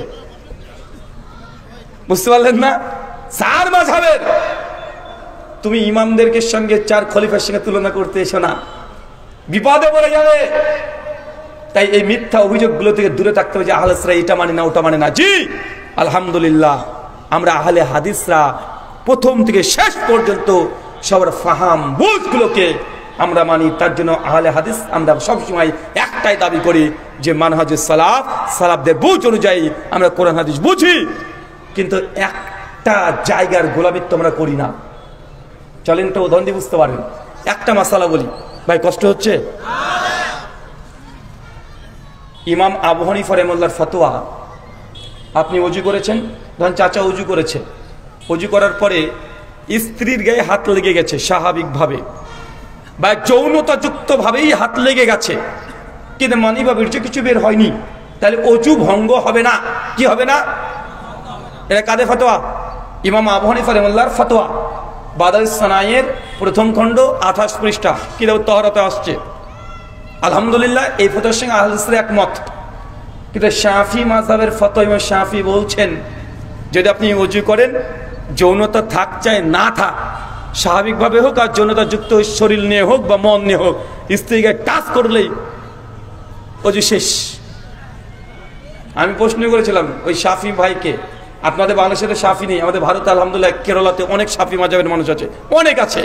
তো বলেছিলাম কি ব্যাপার, তোমাদের শরীরের চামড়া কি দিয়ে তৈরি? কেন? তোমার স্ত্রীর চামড়াটা বা কি দিয়ে তৈরি? যে তোমরা যদি তোমাদের শাফি মাযহাবের মেয়ের যদি গায়ে যদি টাচ করে যায় তোমাদের ওযু ভেঙে যায়, হানাফিদের ভাঙে না। এর বৈজ্ঞানিক কারণই বা কি? যৌক্তিক কারণ বা কি? বা কোরআন থেকে বা এর কারণ কি? এখানে ইমাম শাফি রাহিমাহুল্লাহ তিনি যে দলিল পেশ করেছে যে কোনো ওযু করার পরে যদি মেয়েদের গায়ে হাত থেকে যায় তাহলে ওযু ভেঙে যাবে, ভাই বলেন তো ফতোয়া সঠিক না ভুল? তো চার মাঝে হক, যে হ্যাঁ চার মাঝে হক বলে না। আবার এই ফতোয়াকে হানাফি ভাইয়েরা তাদের বিভিন্ন ফিকহের গ্রন্থে মানে কলম খুঁচিয়ে ভুল প্রমাণ চেষ্টা করে, কিন্তু মুখে বলছে চার মাযহাব হক। কিন্তু আমরা এই মাসালায় কার পক্ষে আছি? কার পক্ষে? ইমাম আবু হানিফা রাহিমাহুল্লাহ তার যে দলিল, আলহামদুলিল্লাহ একদম বুখারী মুসলিমের দলিল, ইমাম আবু হানিফা রাহিমাহুল্লাহর পক্ষ থেকে যে দলিলগুলো পেশ করা হয়েছে, সহিহ বুখারী 147 নম্বর হাদিস, আল্লাহ নবী তাহাজ্জুদে নামাজ পড়ছিলেন, আমাদের আয়েশার পা কিবলার দিকে মুখ করা ছিল, আল্লাহ নবীর সঙ্গে সঙ্গে পাটাকে সরিয়ে ওখানে সিজদা করলেন। এই তো নবী তার স্ত্রীকে গায়ে টাচ করেছে নামাজরত অবস্থায়, নবীর তো নামাজ ভাঙেনি, নবীর তো ওযু ভাঙেনি। ইমাম আবু হানিফা এটাকেই দলিল বানিয়েছে, দলিল বানিয়ে বলেছেন যদি কামহীন ভাবে স্ত্রী গায়ে যদি স্পর্শ হয়ে যায় ওযু ভাঙবে না। আহলে হাদিসরা এই দলিলকে সামনে রেখে আমরাও এই মাসালা হানাফি ভাইদের সঙ্গে আমরা একমত পোষণ করেছি। কথা কি বুঝতে পারলেন? আচ্ছা, এখান থেকে একটা দলিল সাবিত হয়, আমাদের আয়েশার পা ছিল কিবলার দিকে, মানে কিবলার দিকে মুখ করে যদি আপনি পা দিয়ে ঘুমান না যায় হারাম না, হাদিস দ্বারা প্রমাণিত। বুঝতে পারলেন না মনে হয়? অনেকে এটা প্রশ্ন করে যে ভাই কিবলার দিকে মুখ করে কি যে পা চলে যেতে কি ঘুমানো যাবে? মানে বাঙালিদের মধ্যে এটা আছে যে কিবলার দিকে মুখ করে, সরি পা করে ঘুমানো যাবে না। হুজুর কিবলার দিকে মুখ করে তো আমরা স্বামী স্ত্রী থাকতে পারবো? ভাই কিবলার দিকে মুখ করতে হয় শুধুমাত্র নামাজের সময়, আর প্রস্রাব পায়খানার সময় কিবলার দিকে মুখ করা যায় না। থুতু নিক্ষেপ করার সময় কিবলার দিকে মুখ করে থুতু ফেলা যায় না, এটা হচ্ছে মূল কথা। কিন্তু ঘুমানোর সময় কিবলার দিকে পা যাবে না, এই মর্মে কোনো হাদিস নাই। আম্মা জান আয়েশার এই হাদিস থেকে প্রমাণিত, আমাদের আয়েশা রাদিয়াল্লাহু তাআলা না পা থাকতো সবসময় কিবলার দিকে, পাটাকে সরিয়ে তিনি ওখানে সিজদা দিতেন। কথা কি ভেজাল আছে না? কি জানে বলে তাহেরি, হ্যাঁ কি একটা শব্দ বলেন না, ও কথা কি ক্লিয়ার না ভেজাল আছে? মানে এটাই তো বলে। তার মানে আমরা এখান থেকে একটা জিনিস শিখলাম যে আহলে হাদিসরা কোনো গোড়ামি করেন। আলহামদুলিল্লাহ, এই মাসালা ইমাম আবু হানিফা রাহিমাহুল্লাহ 100% হকের উপরে আছে। আহলের ফতোয়া শতভাগ আমরা এখানে দাবি করে বলি এই মাসালায় ইমাম শাফি যে দলিল পেশ করছে সে দলিল দুর্বল, তাদের ফাহাম বুঝ এটাও দুর্বল। আবু হানিফার মাযহাব 100% এটা কোরআন সুন্নাহর অনুকূলে। এখন শুধু নিজে মাযহাবই বলে কোন শাফি যদি তার গায়ে মানে স্ত্রীর গায়ে কামহীন অবস্থায় উঁচু ভেঙে যায়, এটা গোলামি ছাড়া আর কিছুই না। বুখারীতে পড়বে যে আল্লাহ নবী স্বয়ং নিজের স্ত্রীর গায়ে টাচ করে সঙ্গে সঙ্গে তিনি সিজদা দিয়েছেন, কিন্তু কোনো শাফি মাযহাব পড়ছে বুখারীতে হাদিস, মানে একজন শাফি মুকাল্লিদ, তারপরে যদি স্ত্রীর গায়ে টাচ লেগে যায় তার হাত আর সে যদি উঁচু ভেঙে যায় এই বিশ্বাস করে, তবে এটা গোলামি না? এটা গোলামি কি গোলামি নাই? গোলামি। দেখেন সুনান আবু দাউদ, আরেকটা মাযহাবেরটা দিয়ে দিই, সুনানে আবু দাউদ হাদিস নম্বর 43, আলী বিন আবি তালিব তিনি বলছেন দিন যদি কিয়াসের উপরে ভিত্তি করে চলতো তাহলে মানুষ সকল মোজার তলে মাসা করতো, ওপরে নয়। ভাই আমরা মোজার উপরে মাসা করি না, তলে? চাচা কোথায় করেন? মাসাটা তো উপরেই হয়, তাই না? হানাফি ভাইরা করে, আমরা আহলে হাদিসরাও করি না ভাইজান? হাম্বলীরাও করে। আমরা তিনজন এখানে একমত। কিন্তু ইমাম মালিকের মত কি? ইমাম মালিকের বিখ্যাত গ্রন্থ ইমাম মালিক যদি লিখেনি, তার ছাত্র ইমাম কাসিম রাহিমাহুল্লাহ মুদাতুল কুবরার মধ্যে কিতাবুত তাহরাতে মোজা মাসা অধ্যায় জুরাবাইনের এই অধ্যায়ে তিনি নকল করছেন ইমাম মালিকের মত হচ্ছে এটা যে মোজার উপরে মাসা করতে হবে, নিচেও করতে হবে। বুঝতে পারলেন মনে হয়? কোন মাযহাবের মত এটা? কোন মাযহাবের? মালিকীদের। মালিকরা বলছে মাসা উপরে করতে হবে, নিচেও করতে হবে। অথচ মারফু হাদিস, মাওকুফ হাদিস সহিহ সনদে প্রমাণিত নবী শুধু উপরে মাসা করতেন, নিচে করতেন না। কিন্তু এই হাদিস মালিকরা পড়ছে, পড়ার পরেও তারা যখন তাদের মাযহাব মানছে সেই সময় উপরেও করছে, নিচেও করছে, অথচ এটা সরাসরি হাদিসের বিরুদ্ধে চলে যাচ্ছে। তারপরে মালিকরা যদি দুই দিকে মাসা করে, ভাই এটা গোলামি ছাড়া আর কি হতে পারে? গোলামি না, এটা ডাইরেক্ট গোলামি। চলেন আর একটা মাসালা দেখিয়ে দিই। ইমাম আবু হানিফা রাহিমাহুল্লাহ তিনি বলছেন একজন ব্যক্তি অজু করেছে, অজু করার সময় তার মাথায় পাগড়ি আছে। কি আছে? পাগড়ি আছে। ইমাম আবু হানিফা রাহিমাহুল্লাহর ফতোয়া হচ্ছে এটা পাগড়ির উপরে মাসা করা জায়েজ নয়। কথা বুঝতে পারলেন না মনে হয়? জায়েজ না। শাফি, হাম্বলি, মালিকি তিন মাযহাব একমত না। নবী করেছে, সাহাবীদের আমল দ্বারা প্রমাণিত, পাগড়ির উপরে মাসা করেছে। আবু দাউদ, তিরমিজি, নাসাইর পরিষ্কার হাদিস। কিন্তু হানাফি ভাইরা হাদিসগুলো মাদ্রাসায় পড়ায়, পরীক্ষা নাই, পাশ করায়, ফেল করায়। কিন্তু যেহেতু ইমাম আবু হানিফার ফতোয়া এই পাগড়ি পরে মাসা করা যাবে না, তাই তারাও ফতোয়া দিচ্ছে যাবে না। হাদিসে স্পষ্ট দ্বারা প্রমাণিত, নবী করেছেন। এখন যদি তারপরে হানাফি ভাইরা নবীর হাদিসকে ছেড়ে দিয়ে মাযহাবের এই ফতোয়ার উপরে আমল করে, এটা গোলামি ছাড়া কিছুই না। 4 মাযহাব পেয়েছেন তো, না বাকি আছে? কোন মাযহাব বাকি আছে নাকি? হাম্বলি আছে এখন বাকি না? হ্যাঁ, হাম্বলি আছে। চলেন এটা থেকে একটা উদাহরণ নিয়ে নেন। ইমাম আহমদ বিন হাম্বলের মত, রুকু থেকে উঠবেন, সামি আল্লাহু লিমান হামিদা বলবেন, তারপরে সঙ্গে সঙ্গে রাব্বানা লাকাল হামদ বলে বাম হাতে করে ডান হাত রেখে আবার বুকের উপরে সদরিহি বাধ্য হবে। এটা ইমাম আহমদের মত। কার মত? হাম্বলি মাযহাবের মত। কিন্তু এই মতের প্রতি সহিত দূরের কথা, জয়ীফ হাদিসে পাওয়া যায় না। একটা দলিল পেশ করছি ইমাম আহমদ বিন হাম্বল মুসনাদে আহমদে। সে মুসনাদে আহমদের একটা রিওয়ায়াত শুধু যে আল্লাহ নবী বাম হাতে করে ডান হাত রেখে রুকুর পরে তিনি ইরসাল ইয়াদেন করতেন না, আবার হাত বাদ দেন। ও হাদিস সমস্ত মুহাদ্দিসদের ঐক্যমতে জয়ীফ। একটাই দলিল হাম্বলিরাই নিজেরাই মুসনাদে আহমদে যখন ওই হাদিস নিয়ে আলোচনা করছে, তারাই বলেছে হাদিস সনদ সহি না, কিন্তু তাদের মাযহাবে যেহেতু আছে, যেহেতু ইমাম আহমদের ফতোয়া এটা, রুকু থেকে উঠে বুকের উপর হাত বাঁধতে হবে, এই জন্য দেখবেন হাম্বলিরা জানে হাদিস জয়ীফ, স্বীকার করে, কিন্তু তারপরে এই আমলটাই করে। কেন? তাদের মাযহাবে আছে তাই। আছে না নাই? কথা বলেন, আছে না নাই? তার মানে আপনার 4 মাযহাব থেকে উদাহরণ দিয়ে দিলাম এই জিনিস, যে হক একটা মাযহাবের মধ্যে সীমাবদ্ধ নয়, হক 4 মাযহাবের মধ্যে আছে, এটা ঠিক। কিন্তু আপনি যদি মনে করেন যে না একটা ওই মাযহাবকে মানবো, একটা দলকে মানবো, ভাই সমস্ত হক পাবেন? যদি একটা মাযহাব যদি হকের উপরে প্রতিষ্ঠিত থাকতো, একটা মাযহাবের মধ্যে যদি পরিপূর্ণ হক থাকতো, তাহলে বাকি 3টে মাযহাব তৈরি হতো না। হতো চাচা? যদি একটা মাযহাব যদি হকের উপরে থাকতো, বাকি 3টে মাযহাব দরকার ছিল? হ্যাঁ, তবে না হক বলেই তো বাকি 3টে তৈরি হয়েছে। হয়েছে না ভাইজান? হয়েছে। চলেন আহলে হাদিসের একটা বলি, নাহলে আপনারা কষ্ট পাবেন যে সবাই বলেন আপনাদের তো বললেন না। ভাই আমাদেরও আছে। আমাদের আহলে সমাজে একটা সময় ছিল নামাজ শেষে রব্বানা যালামনা আনফুসানা, ছিল কি ছিল না? মনে যাচ্ছিল না? আহলে হাদিসরা যখন তদন্ত গবেষণা করে দেখছে যে না রে ভাই, এই মর্মে কোনো সহি তো দূরের কথা, কোনো জয়প্রিয় অত প্রমাণিত নাই যে ফরজ না দেবরে মুনাজাত করতে হবে, প্রথমে আহলে হাদিসরা এই বিষয়ে পুরো আলোচনা, ডিবেট, বিতর্ক, বাহাস, বই লেখালেখি করেছে কি করে নাই? কথা বলেন।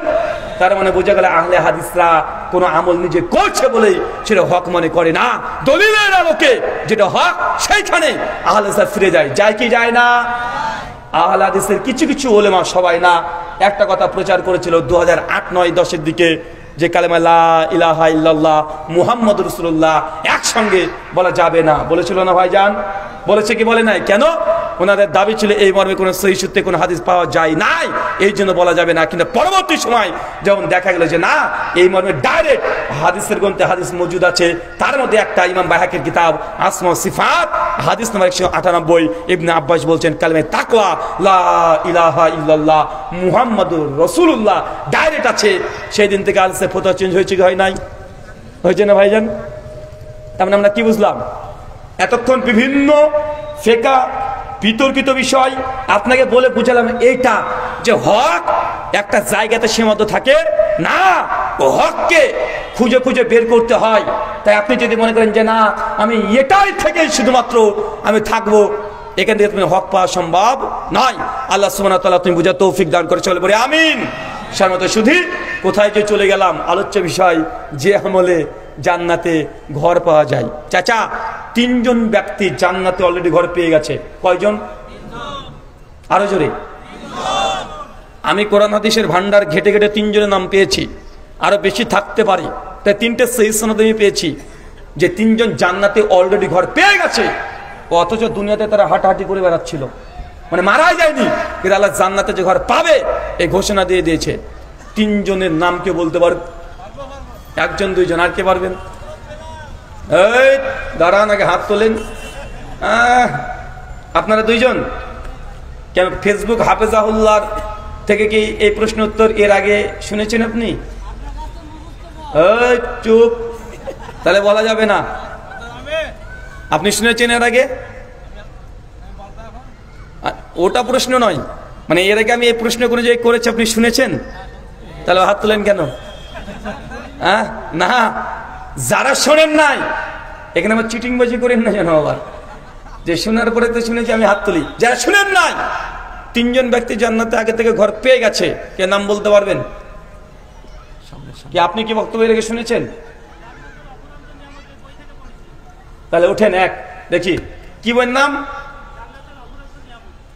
জান্নাতের অফুরন্ত নিয়ামত। মাশাআল্লাহ, ডক্টর কাবরুল ইসলাম স্যারের হাদিস ফাউন্ডেশন বাংলাদেশ, ঢাকা থেকে ছাপানো, তাই তো? আহলে হাদিস আন্দোলন বাংলাদেশের তরফ থেকে প্রকাশ করা, ভালো বই, পড়বেন। যাই হোক, বলেন তো নাম। এক ফেরাউনের স্ত্রী আসিয়া, আম্মা খাদিজা রাদিয়াল্লাহু আনহা, এই গেল, সবই তো বলে দিবে মনে হচ্ছে। আর ওমর বিন খাত্তাব, ঠিক বলেছে চাচা? ঠিক বলেছে। বেলালের নাম বলেনি যে? বলেছে। ফাতেমার নাম বলেনি যে? এই গুগল করছেন না তো আবার? এখন বিশ্বাস নেই রে ভাই, কেন মানুষ এখন এত চালাক, মানে প্রশ্ন করলে আগে মানে গুগল করে, এখন চ্যাট জিপিটি করে। কি করে? চ্যাট জিপিটি, মানে ডাইরেক্ট উত্তর দিয়ে দেয়। আছে না নাই? চাচা ঠিক বলেছে? কেউ চ্যালেঞ্জ করবেন ভুল বলেছে না ঠিক বলেছে? ঠিক বলেছে, মাশাআল্লাহ। বসেন, আলহামদুলিল্লাহ। ওনার উত্তর একদম 100% সঠিক হয়েছে। কারণ সাধারণত এই উত্তরটা আমি যত জায়গাতে জিজ্ঞাসা করেছি সহজে কেউ বলতে পারেনি। উনি পড়েছেন আলহামদুলিল্লাহ, ডাইরেক্ট অ্যান্সার করে দিয়েছে। চাচা, 3 জন ব্যক্তি জান্নাতে ঘর পেয়ে গেছে অলরেডি, 3 জনের নাম বলেছে। এবার আপনারা বলতে পারবেন, আপনারা কিন্তু শুনেছেন। দেখি এবার, হ্যাঁ কি বলছে?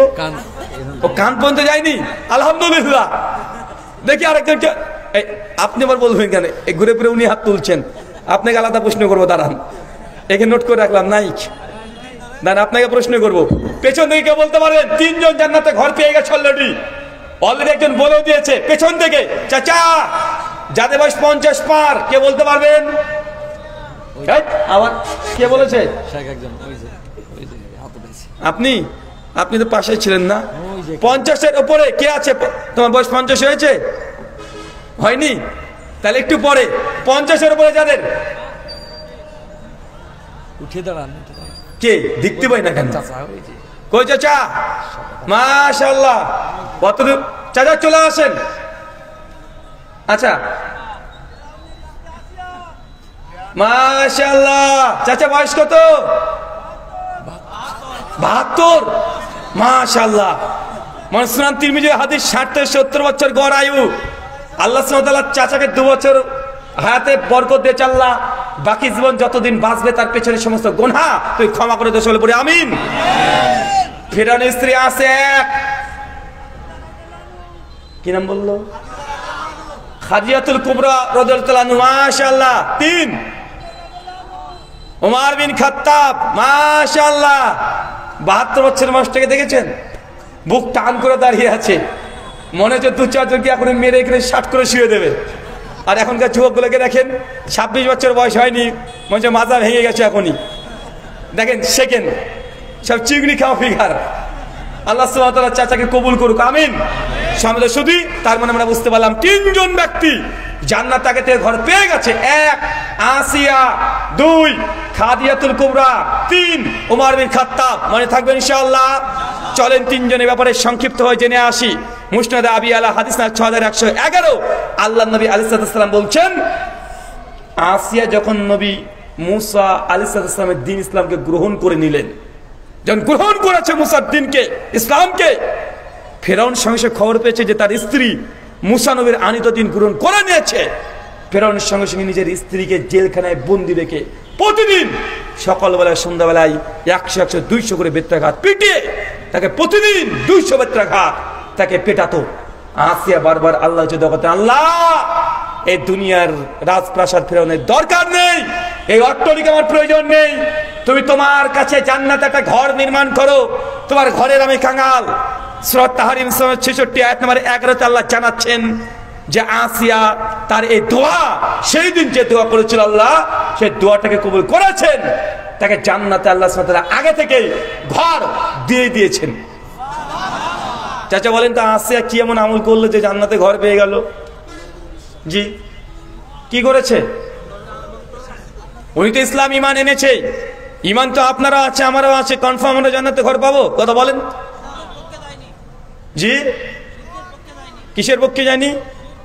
শিরকের পক্ষে তো আমিও যাচ্ছি না, আপনিও যাচ্ছি না। লাখ লাখ সাহাবী শিরকের পক্ষে যায় নাই, তো তারা কি আগে থেকে জান্নাতে ঘর পাবে সে সংবাদ পেয়েছে?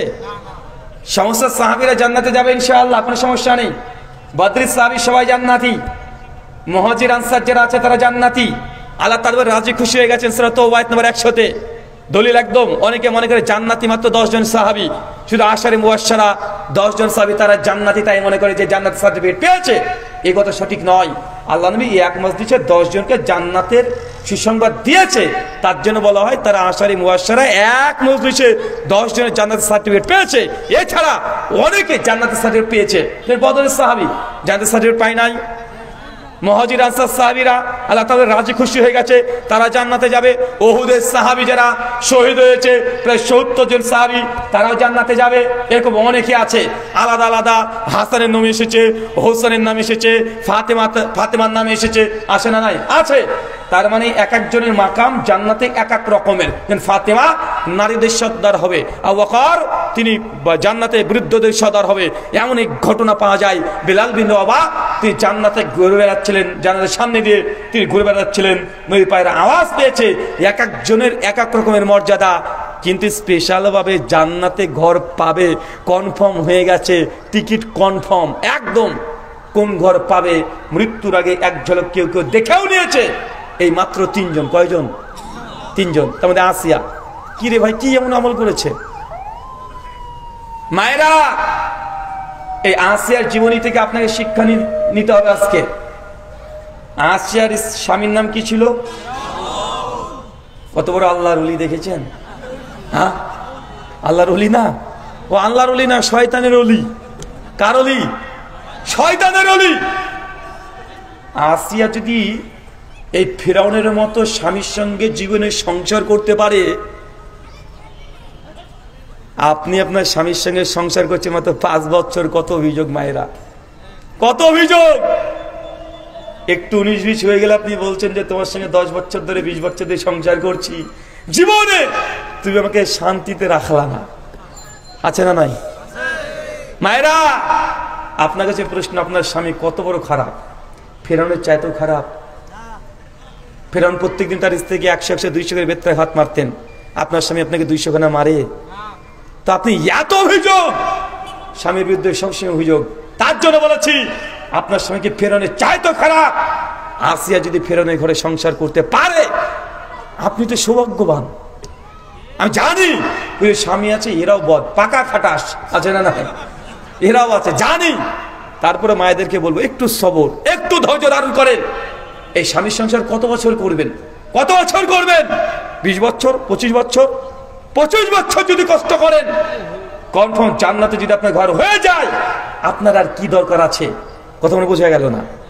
দুনিয়া যদি 25টা বছর কষ্ট করতে পারেন, আপনি শুধু একটা মানে বড় ডাক্তার হবেন, বড় ইঞ্জিনিয়ার হবেন, বড় একজন ব্যবসায়িক হবেন, তার জন্য সে যে ক্লাস যখন বয়স হবে 5, তখন আপনি স্কুলে ভর্তি হয়েছেন।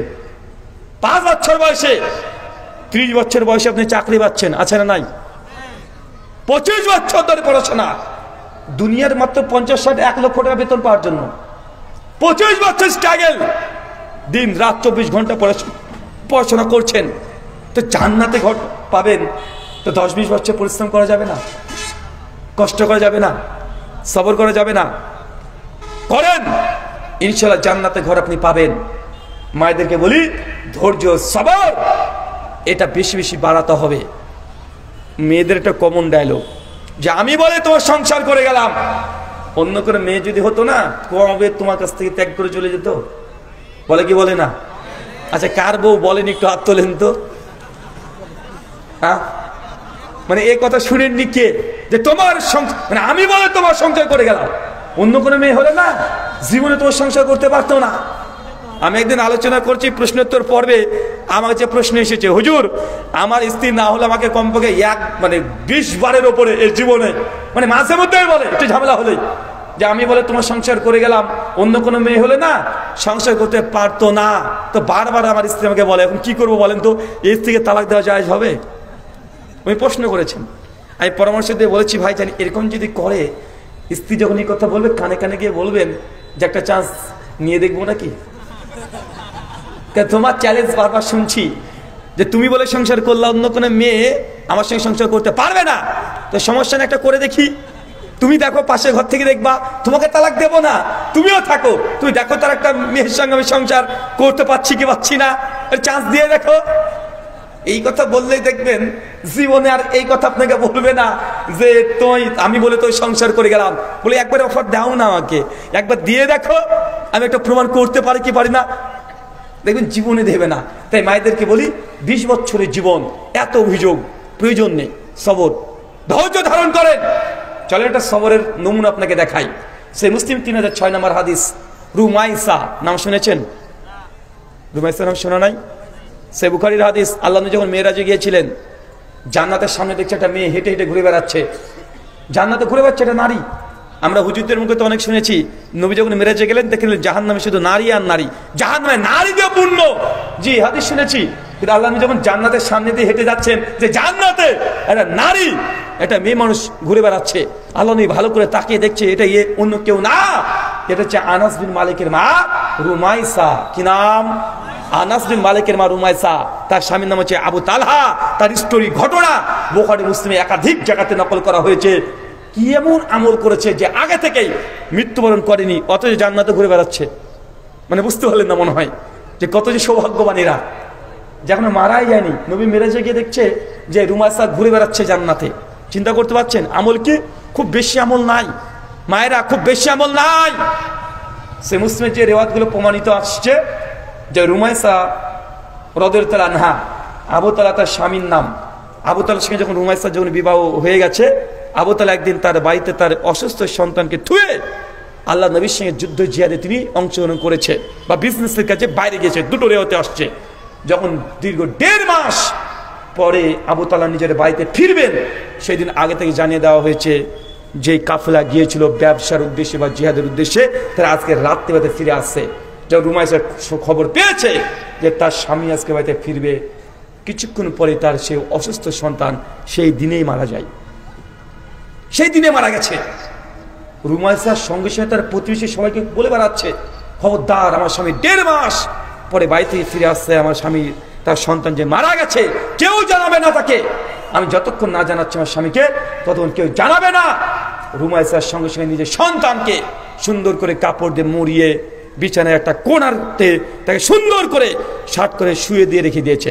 রাত্রি হয়েছে, আবু তালহা বাড়িতে ফিরছেন, তাকে অজুর পানি দিয়েছে, অজু করেছে, সালাত আদায় করেছে, তার সামনে সুন্দর সুন্দর খাবার রুমাইসা তৈরি করেছে, তারপরে সুন্দর করে নিজে সেজেছে। আবু তালহা খাওয়া দাওয়া করে যখন তৃপ্তি চলে এসেছে, বিছানায় গিয়ে শায়িত শুয়ে আছে, রেস্ট করছে। রুমাইসাকে সাজুগুজু করছে, স্বামী এসেছে অনেকদিন পর, সুন্দর করে সেজেছে। সে যে আবু তালহার কাছে গিয়েছে, সারা রাত ধরে স্বামী স্ত্রী অনেক গল্প।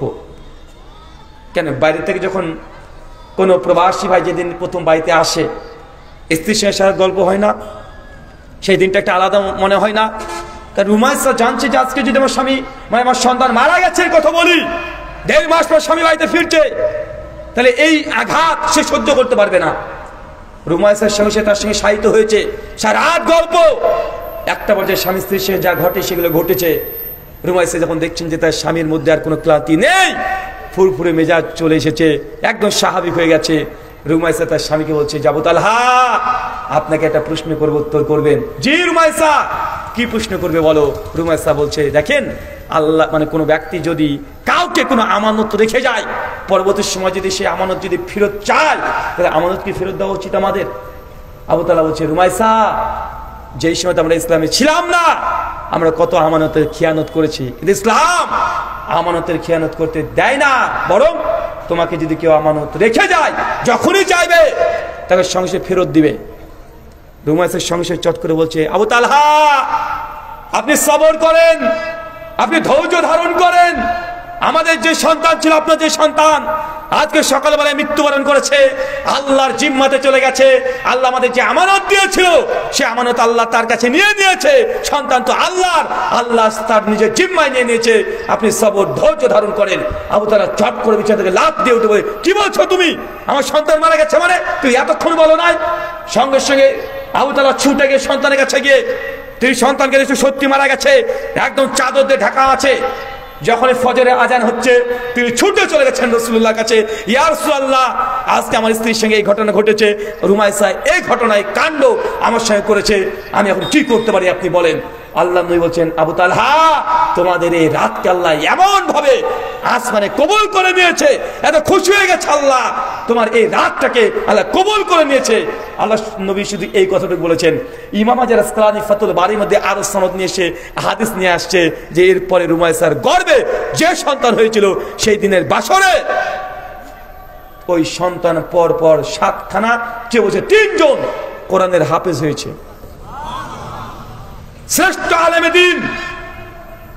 মায়েদেরকে বলি, চিন্তা করেছেন রুমাইসার দূরদর্শিতা, স্বামী যেন একটু কষ্ট না পায়, নিজের কলিজার টুকরা সন্তান মারা গেছে, তিনি পজিশন দেখছে যে না কষ্ট করে আসছে, এখন যদি প্রথমে স্বামীকে বলে দিই যে আমার সন্তান মারা গেছে, তার রাগ হয়ে যেতে পারে, সে হৃদয় থেকে রক্তক্ষরণ হতে পারে, তাকে মেজাজটাকে শান্ত করে ফুরফুরে মেজাজ করে তারপরে।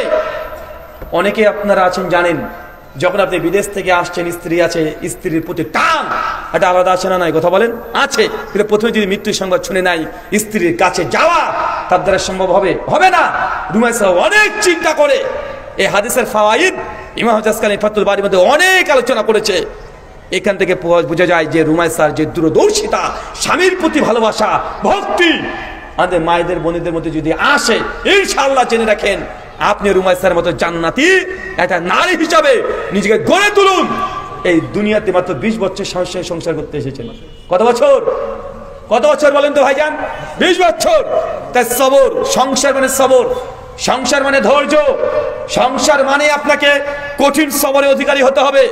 যদি সবর করতে না পারেন, যদি মানুষের কথা শুনেছেন, পরিবারের কারো কথা শুনছেন, হজম করা যদি না জানেন, তাহলে সংসারকে টিকানো খুব মুশকিল। মুশকিল কি মুশকিল নয়? মুশকিল। তাই আপনাকে সবর, ধৈর্য ধারণ করতে হবে। মানুষের কথাগুলোকে এক কান দিয়ে শুনে আর এক কান দিয়ে বের করে দিতে হবে। এটা যদি না করতে পারেন, সংসার এই দুনিয়াতে জাহান্নামের মতো মনে হবে যে আপনি জেলখানাতে আছেন, আপনি সংসার করছেন না, জেলখানা আপনার সংসারটা মনে হবে কি হবে না? তাই মাদেরকে বলবো সবর করেন, ধৈর্য ধারণ করতে শেখেন। মাত্র 20 বছরে সংসার করবেন, তারপর তো মৃত্যু হলে ইনশাআল্লাহ জান্নাতে ঘর পাবেন। ওই ঘরের জন্য দুনিয়ার ঘরের কষ্ট হলেও এটা সহ্য করে নেন। 2 খাদিজাতুল কুবরা, কি বললাম নাম? চলে শেষে মাশাআল্লাহ। শেখকে কখন নিয়ে আসবে? ওকে জি। 2 নম্বর খাদিজা, 3 নম্বর ওমর ইবনুল খাত্তাব। তাদের ব্যাপারে বিস্তীর্ণ আলোচনা করলাম না। আমি 4টে আমল বলি, যে আমলগুলো করলে জান্নাত আপনি ঘর পাবেন। নেবেন? কে কে আমল করবেন বলেন? করবেন তো ইনশাআল্লাহ? কয়খানা আমলের কথা বলবো? 4খানা। এই 4টা আমল করলে আপনি জান্নাতে আগে থেকে ঘর পেয়ে যাবেন, এই আশা করতে পারেন। কেন? আল্লাহর নবী বলেছেন। জি, জান্নাতে ঘর বনে যদি বলি না, মুসলমান তো হুজুর জান দেবো কিন্তু মাল দেবো না। হ্যাঁ, কমিটির ছেলেরা আছে? হ্যাঁ, কমিটির ছেলেরা আছে না? বৈঠকে দান উঠবে, রেডি? জান্নাতে ঘর ইনশাআল্লাহ। পকেটে হাত। কিরে কি বললাম? জান্নাতে ঘর নেবেন না? পকেটে হাত দিতে হবে তো সবাই। হাত 2 পকেটে হাত ঢুকে দেন। আর ছেলে 2-4 জন হলে হবে? এরা মানুষ না পায়জামারে 20-30 জন ঢুকে যান। চলেন আমরা হাদিস শুনি। সহিহ বুখারী, চাচা জান্নাতে ঘর পাওয়ার জন্য 1 নম্বর আমল সহিহ বুখারী কিতাবুস সালাত হাদিস নম্বর 450। আল্লাহ নবী বলেন, কেউ যদি দুনিয়াতে একটা মসজিদ নির্মাণ করে দেয়, বাইতুল ফিল জান্নাহ, আমি আল্লাহ তাকে জান্নাতে ঘর দিয়ে দিব। চাচা বলেন তো কি আমল করতে হবে? কি আমল বলেন? মসজিদ নির্মাণ করতে হবে। পারবেন তো ইনশাআল্লাহ? ইনশাআল্লাহ। যদি আপনি সরাসরি একটা গোটা মসজিদ তৈরি করতে নাও পারেন, যদি বলেন যে রুহুল আমিন ভাই 20-30 লক্ষ টাকা খরচ করতে মসজিদ নির্মাণ করা আমার দ্বারা সম্ভব নয়, আমি একজন গরিব মানুষ, তো আপনাকে সহজ এবং সুযোগ করে দিচ্ছি। সুনানে ইবনে মাজাহ হাদিস 738 সনদ হাসান। আল্লাহ নবী বলেন, কেউ যদি দুনিয়াতে একটা পায়রা ডিমের সমানও মসজিদ তৈরি করে দেয়, বাইতুল ফিল জান্নাহ। চাচা কিসের সমান মসজিদ? কথা কিসের সমান চাচা? পায়রার ডিমের সমান। আচ্ছা বলে তো পায়রার ডিমের সমান মসজিদ হয়? পায়রার ডিমের সমান মসজিদ হয়? ইমাম জাসকানি ফাতুল বারির মধ্যে বলছেন, পায়রার ডিমের সমান অর্থ এটা নয় যে পায়রার ডিমের সমান মসজিদ করতে হবে। এর অর্থ হচ্ছে এটাই, মসজিদের জন্য কেউ যদি 1 মুসল্লার সমপরিমাণ জায়গা কিছু অংশ দান করে, আল্লাহ তাকে জান্নাতে ঘর দেবে। মানে আপনি যদি মসজিদের জন্য যা দান করবেন, আপনি জান্নাতে ঘর পাবেন ইনশাআল্লাহ। করবো তো মায়েরা? কখনো যদি মসজিদের জন্য কেউ টাকা চায়, খালি হাতে ফেরত দেবেন না। 1 টাকা দিয়ে হলেও শরীক হবেন ইনশাআল্লাহ। 1 টাকা দিয়ে হলেও আল্লাহকে বলে, আল্লাহ এই 1 টাকার সামর্থ্য ছিল, খালি হাতে দেবেন না। এটা যেন আপনার আমলে থাকে, যে একটা খাস আমল। কোন মানুষ যদি দান আমার কাছে চেয়েছে, খালি হাতে ফেরত দিয়েছি, এটা আপনার জীবদ্দশার জন্য না হয়, এরকম একটা খাস আমল আপনার জীবনে আপনি একদম নিজের জন্য এটা ফরজ করে নেন ইনশাআল্লাহ। 2 সুনান তিরমিজি হাদিস নাম্বার 415, শেখ আলবানী, শেখ শুআইব আরনাউত, হোসেন আসাদ আদ-দারানি রাহিমাহুল্লাহ সনদকে হাসান সহি বলেছেন। ইমাম তিরমিজি হাদিসকে সহি বলেছেন। আল্লাহ নবী বলছেন, কেউ যদি প্রতিদিন 12 রাকাত নামাজ পড়ে সুন্নাত, চাচা কত রাকাত? আরো জোরে, কত রাকাত? 12 রাকাত যদি সুন্নাত নামাজ পড়ে, আল্লাহ নবী বলছেন বাইতুল ফিল জান্নাহ, আমি আল্লাহ তাকে জান্নাতে ঘর দিয়ে দেব। পড়া যাবে তো ইনশাআল্লাহ 12 রাকাত। মায়েরা, 12 রাকাত সুন্নাত কিভাবে পড়বেন? জোহরের আগে 4, পরে 2, মাগরিবের পরে 2, ইশার পরে 2, ফজরের আগে 2। জি হুজুর, জামাত চলছিল, মসজিদে ঢুকেছি, সুন্নাত 2 রাকাত পড়ার সময় পায় নাই, কি করব? ফরজ নামাজে দাঁড়িয়ে যান, সালাম ফিরিয়ে সঙ্গে সঙ্গে 2 রাকাত নামাজ পড়ে নেবেন। সুনান আবু দাউদ তিরমিজির হাদিস, আল্লাহ নবী বলেছেন ইকামত যদি পড়ে যায়, ফরজ ব্যতীত কোনো নামাজ নেই। একজন সাহাবী আল্লাহ নবী দেখছেন যে ফরজ নামাজের পরে 2 রাকাত নামাজ পড়ছে। আল্লাহ নবী বলছেন যে কি ব্যাপার, ফজরের নামাজ কি 4 রাকাত হয়ে গেল? সাহাবী বলেন, না আল্লাহ নবী, আমি সুন্নাত নামাজ পড়তে পারি নাই, বিদায় এখন পড়ছি। আল্লাহ নবী তাকে কোনো অভিযোগ দেয় নাই, মৌন সম্মতি। তার মানে টোটাল 12 রাকাত নামাজ পড়তে হবে। সুন্নাত কত রাকাত? চাচা বয়স 60 বছর হয়ে যাচ্ছে, আপনার এই সুন্নাত এখন আপনি পালন করেন না। সহিহ বুখারী হাদিস নাম্বার 731, আল্লাহ নবী বলেন সুন্নাত আর নফল নামাজ পুরুষ মানুষের জন্য মসজিদের চাইতে বাড়িতে উত্তম। কোথায় উত্তম? সুন্নাত নামাজ কোথায় উত্তম? বাড়িতে উত্তম। চাচা আপনি সুন্নাত নামাজ কোথায় পড়েন? কেন? ওযু কোথায় করেন? কেন? বাড়িতে পানি নেই? পানি নাই বাড়িতে, ওযু করার জায়গা নেই, তো মসজিদে কেন ওযু হবে? আপনাকে তো সুন্নাত নামাজ পড়তেই হবে, পড়তে হবে না? ওযু তো করতে হবে। তো আপনি বাড়ি থেকে মসজিদে ওযু না করে কেন যাচ্ছেন? আল্লাহর নবী বলেছেন, সহিহ বুখারী 731 নম্বর হাদিস, পুরুষ মানুষের জন্য নফল সুন্নাত নামাজ মসজিদের চাইতে বাড়িতে উত্তম। আজ থেকে সুন্নাত নফল নামাজ বাড়িতে প্র্যাকটিস করতে হবে। কি কথা বলেন? চাচা কোথায় সুন্নাত নফল নামাজ কোথায় হবে? মসজিদে পড়া না জায়েজ, হারাম নয়, জায়েজ। ভালো কোনটা? নবী পড়তেন কোনটা? নবীর সুন্নাতের প্রতি আমল করলে কোথায় থাকবেন? কার সঙ্গে? তাহলে আপনি এই আমলটা কে করবে? কে করবে আমল? এই আমল আপনাকেই করতে হবে। ফরজ ব্যতীত অন্য সালাত যেন মসজিদে না হয়। হাদিসের মধ্যে দেখো এই সুন্নাত আজকে বিলুপ্ত। তাবরানী আসাদে হাদিস আল্লাহ নবী পরিষ্কার বলে দিয়েছেন, কোন ব্যক্তি যদি একটা মৃত সুন্নাতকে জীবন্ত করে, তাহলে 50 জন শহীদের সমপরিমাণ মর্যাদা আল্লাহ আপনার আমলনামায় লিখে দিবেন। এখন নফল সুন্নাত নামাজ যে বাড়িতে পড়তে হয়, সুন্নাত কি মানে তাজা না মরা? বলেন, এটা মারা গেছে, এই সুন্নাত মারা যায় নাই, মারা গেছে সবাই। আমরা মসজিদে পড়ছি সেই সুন্নাত নফল নামাজ। জি, আজকে বাড়িতে এই সুন্নাতকে আপনাকে শুরু করতে হবে। 3 নম্বর আমল। কয় নম্বর? 3 নম্বর আমল। সুনান দারিমি হাদিস নাম্বার 435, শেখ আলবানী সহিহুল জামির মধ্যে সনদকে সহি বলেছেন। শেখ শুআইব আরনাউত রাহিমাহুল্লাহ সনদের মধ্যে দুর্বলতা কিছুটা আছে, তিনি এই কথা বলেছেন। শেখ আলবানী 2টো মুতাবায়াত নিয়ে সে সনদকে হাসান লি গয়রি বলেছেন। আল্লাহ নবী বলছেন, কোন ব্যক্তি যদি প্রত্যেক দিন 10 বার, কতবার চাচা, কতবার? 10 বার সূরাতুল ইখলাস, কোন সূরা? সূরা ইখলাস পাঠ করে, বাইতুল ফিল জান্নাহ, তার জন্য জান্নাতে ঘর দেওয়া হবে। চাচা কোন সূরা? সূরা ইখলাস জানা আছে? না বাবা জানা নেই। চাচা আপনার জানা আছে, নাম মনে নেই। কোন সূরা? ওই সূরা কুল হুয়াল্লাহু আহাদ, বলো তিনি আল্লাহ এক এবং অদ্বিতীয়। আল্লাহুস সামাদ, তিনি আল্লাহ কাহার মুখাপেক্ষী নন। লাম ইয়ালিদ ওয়া লাম ইউলাদ, আল্লাহ সুবহানাহু ওয়া তাআলা তিনি কোনো সন্তান জন্ম দেন নাই, তিনিও কাহার সন্তান না। ওয়া লাম ইয়াকুল্লাহু কুফুয়ান আহাদ, তিনি আল্লাহ তার সমতুল্য কেউ নেই। এই সূরা ইখলাস যদি 10 বার প্রতিদিন পাঠ করেন, বাইতুল ফিল জান্নাহ, জান্নাতে আপনি স্পেশাল একটা ঘর পাবেন। মায়েরা, হুজুর হাইজ অবস্থায় আছি, মেন্স ঋতুস্রাব রজস্বাল অবস্থায় আছি, মেনস্ট্রুয়েশন অবস্থায় আছি, সেই দিন 3 দিন 4 দিন 5 দিন, সেই দিনও কি সূরাতুল ইখলাস পড়তে হবে না বন্ধ রাখবো?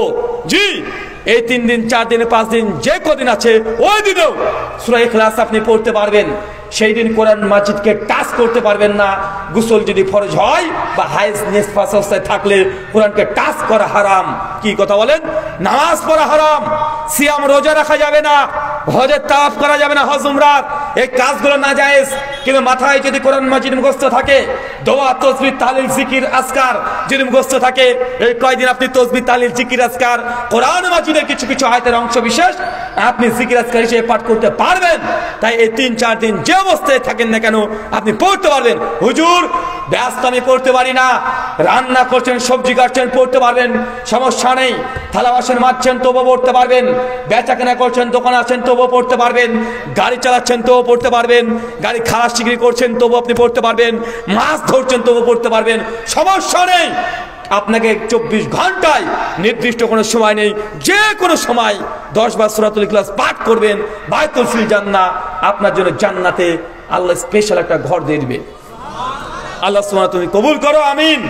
আল্লাহ, যে 3টি আমরা আমলের কথা আজকে আমরা শুনলাম, আমাদের 3টে আমলের বরকতে আমাদেরকে তুমি জান্নাতে একটা ঘর পাওয়ার মতো তৌফিক দান করে, সকলে পড়ি আমিন। শেখ কি আসবে না প্রশ্ন উত্তর আমি করবো এখানে? আচ্ছা নেন, 4 নম্বরটা বলবো, আর একটা শুনবে বলছে ভাই। টোটালে 1 ডজন আছে, 3টে বললাম যে 3টে আপনারা করতে পারেন, বেশি বলে যদি না পারেন। আচ্ছা বলে দিই, সুনান তিরমিজি হাদিস 478, ফজরের নামাজ পড়েছেন, মাঝখানে কথাবার্তা কোনো কিছু বলেননি, জায় নামাজ থেকে নড়েননি, এখন দোয়া তাসবিহ তাহলিল জিকির আজকার কোরআন মাজিদ পাঠ এগুলোর মধ্যে ব্যস্ত ছিলেন। সূর্য একটু উদিত হয়েছে, এরপরে কি ওয়াক্ত আসছে? এটা ইশরাকের সালাতকেও যদি 4 রাকাত পরে বায়তুল ফিল জান্নাহ, তার জন্য জান্নাতে ঘর আছে। আর নেবেন 5 নাম্বার সুনান আবু দাউদ 4800 নম্বর হাদিস। আপনি হক জানার পরে যদি দুনিয়াবি বিতর্ক থেকে নিজেকে হেফাজত করেন, বায়তুল ফিল জান্নাহ, জান্নাতে আপনি ঘর পাবেন। কথা মানে বুঝতে পারলেন না? মানে এই জমিটা আপনার 1 হাত পাশের বাড়িওয়ালা দখল করে নিয়েছে। আপনি জানেন যে এখন যিনি কথা বলতে যে ঝামেলা হবে, কিন্তু পরবর্তী সময় ঠিক যখন আমি নিয়ে মাপবো, আমার ঠিক হয়ে যাবে। তো ফালতু বিতর্ক করে লাভ নেই, যা তুই যা করছিস কর, ছেড়ে দিয়েছেন। বিতর্ক থেকে দূরে থাকবেন, বায়তুল ফিল জান্নাহ, জান্নাতে ঘর পাবেন। কথা বুঝতে পারলেন? আর নেবেন নাকি? থাক, 6টা হয়ে গেছে, নেন প্রশ্ন করেন, বাকিটা অন্যদিন হবে। জি ইনশাআল্লাহুল আজিজ। জি, হাদিসে বর্ণিত আছে, যার অন্তরে সরিষা পরিমাণ ঈমান আছে একদিন না একদিন জান্নাতে প্রবেশ করবে। কিন্তু আল কোরআনে বর্ণিত আছে জাহান্নামীরা চিরস্থায়ী জাহান্নামী। এ বিষয়ে আপনার মতামত কি? জাহান্নামীরা চিরস্থায়ী জাহান্নামী কোরআন মাজিদে আছে, কিন্তু হাদিসে আছে মানে অন্তরে যদি সরিষা দানা সমপরিমাণে ঈমান থাকে তাহলে সে জান্নাতে যাবে না। শোনেন, হাদিসের ভাষায় 2 ধরনের হাদিস পেয়ে যাবেন। এক, যেমন আমি একটু আগে বললাম মুসলিম হাদিস 195 নম্বর হাদিস, কেউ যে টাকনা নিচে জামা কাপড় প্যান্ট যদি পরে মাকাদুমিনা না, তার থাকার জায়গায় জাহান্নাম আছে না ভাইজান? এখন একজন ব্যক্তি নামাজ পড়ে, রোজা আছে, হজ যাকাত সব আছে, শিরিক করে না, তাওহীদের উপরে প্রতিষ্ঠিত, সুন্নাত সব আমল করে, কিন্তু টাকনা নিচে কাপড় গেছে, একে জাহান্নামী। এই হাদিসগুলোর ব্যাখ্যাতে ইমাম হাজার আসকালানী ফাতুল বারীর মধ্যে আলোচনা করেছেন, যেসব হাদিসগুলোতে বলা হচ্ছে এইটা করলে জাহান্নামী, এই আমলটা করলে জান্নাতি, এইগুলো হচ্ছে এক একটা ওয়ে রাস্তা, মানে এটা জাহান্নামে যাওয়ার একটা কারণ। কি বলেন তো ভাইজান? আপনার নামাজ, হজ, যাকাত, দান, সাদকা সব আছে, কিন্তু আপনার টাকনা নিচে কাপড়ে পড়েছেন, তার মানে এই নয় যে আপনি জাহান্নামে ডাইরেক্ট চলে গেলেন, কিন্তু আপনার সমস্ত কিছু আছে। এটা জাহান্নামে যাওয়ার জন্য একটা কারণ। কথা বুঝতে পারলেন? যে আপনি জাহান্নামে যাবেন, এটা জাহান্নামে যাওয়ার জন্য একটা রাস্তা, একটা কারণ। ডাইরেক্ট জাহান্নামে যাবেন এমনটা নয়। ঠিক ওই হাদিসগুলোর সমস্ত ব্যাখ্যা এটাই, যে কেউ একটা এই আমলটা করলো, তাই তার পেছনের সমস্ত গুনাহগুলোকে আল্লাহ মাফ করে দিল, তার অর্থ ডিরেক্ট এই হলো না যে আপনি 80 বছরে যা আপনি মানে গুনাহ করেছেন সবগুলো মাফ করে দিল, মানে এটা সত্যি যে আল্লাহ কবুল করে নাই, মাফ হবে, একটা একটা রাস্তা। কথা বুঝতে পারলেন? তৃতীয় বিষয়, কোরআনে মাজিদে ডিরেক্ট খালিদিনা ফিহা আবাদা যে হাদিস কোরআনে আয়াতগুলো আসছে যে এই আমলগুলো করলে সে চিরস্থায়ী জাহান্নামী। দেখেন কোরআনে আয়াত সূরা হুজুরাত পড়বেন, 10, 11, 12, 13 নম্বর পর আয়াতগুলো, যে আল্লাহ সুবহানাহু ওয়া তাআলা জানিয়ে দিয়েছেন যে মুমিনদের 2 দল যুদ্ধ যখন করবে সেই সময়তে তাদের জন্য উভয় দলে জাহান্নামী। এই আয়াতের ব্যাখ্যা করতে গিয়ে একাধিক হাদিস আছে, একাধিক, যে কিয়ামতের মাঠে আল্লাহ শাফাত করবে, আছে না নাই? জাহান্নামী ব্যক্তি, শেষ ব্যক্তি যখন আল্লাহ শাফাত করে নিয়ে আসবেন, তার ব্যাপারে হাদিস আছে, অনেকগুলো আছে। আহলে হাদিসরা আহলুস সুন্নাহ ওয়াল জামাতের আকীদাতে লালন করে তারা বিশ্বাস করে আল্লাহ নবী কিয়ামতের মাঠে জাহান্নামীদের শাফাত করে তিনি জান্নাতে নিয়ে আসবেন। সহিহ বুখারী 7411 নম্বর হাদিস। আল্লাহ নবী বলেন কিয়ামতের মাঠে প্রত্যেক নবীরা সিজদারত অবস্থায় পড়ে থাকবে অজ্ঞান হয়ে, আমি উঠবো, আল্লাহ বলবে হে নবী আপনি আজকে চান যা চাইবেন তাই পাবেন। আল্লাহ নবী বলবেন আল্লাহ আমার উম্মত, ইয়া উম্মতি, আমার উম্মত। আল্লাহ বলবেন মুহাম্মদ যাও জাহান্নামের দিকে চলে যাও, জাহান্নাম থেকে তোমার উম্মতকে তুমি কাকে কাকে নিতে চাও আমি তাদেরকে সিলেকশন করে দিয়েছি, তুমি তাদেরকে জাহান্নাম থেকে জান্নাতে নিয়ে এসো। নবীকে 3 বার আল্লাহ সুযোগ দেবে। কয়বার কথা বলেন? কয়বার? 3 বার। হয়তো জাহান্নামে ছিল, আল্লাহ জাহান্নাম থেকে জান্নাতে নিয়ে যাচ্ছে। সহিহ বুখারীর হাদিস। আল্লাহ সুবহানাহু ওয়া তাআলা স্বয়ং শেষে তিনি শাফাত করবেন জাহান্নামীদের তিনি হাত দিয়ে এক অঞ্জলি সমপরিমাণ মানুষ তুই জাহান্নাম থেকে তুলে তুই জান্নাতে দিয়ে দিবেন। অনেক আছে, অনেক। আল্লাহ নবী শাফাত করবেন, আল্লাহ শাফাত করবেন, নেককার পরেজগার ব্যক্তিরা শাফাত করবেন, সিয়াম রোজা শাফাত করবেন কিয়ামতের মাঠে, আপনার কোরআনুল কারীম শাফাত করবেন। অনেক জাহান্নামীরা জান্নাতি হবে। তবে জাহান্নামী শুধুমাত্র 3 ক্যাটাগরির মানুষ হয়। একদম আকীদাতুল মুনাফিক। কি বললাম? আকীদাতুল মুনাফিক। মুনাফিকের কোয়ালিটি 2টা। কয়টা? একটা আকীদাতান, একটা আমলগত। ওই যে কিছু কিছু হাদিস আছে দেখবেন যে ফজরে আর ইশাতে জামাতে শামিল হয় না সে মুনাফিক, যে মিথ্যা কথা বলে সে হলো মুনাফিক, কিন্তু নামাজ হজ যাকাত সব আছে কিন্তু মাঝে মানে মিথ্যা কথা বলে দেয়। এটা কি মুনাফিকের আলামত না? তো এটা কি আমলগত মুনাফিক। এই মুনাফিক চিরস্থায়ী জাহান্নামী নয়। কথা বুঝতে পারলেন? যে আকীদাতুল মুনাফিক, ঈমান আনে নাই কিন্তু মুনাফিকি করছে, আছে না নাই কথা বলেন? অনেক মুসলমান নামাজ পড়ছে আবার ইসলামের বিরুদ্ধে মানে তীব্র সমালোচনা নিন্দা করে, আছে না নাই? তো আকীদাতুল মুনাফিক যে সে চিরস্থায়ী জাহান্নামী।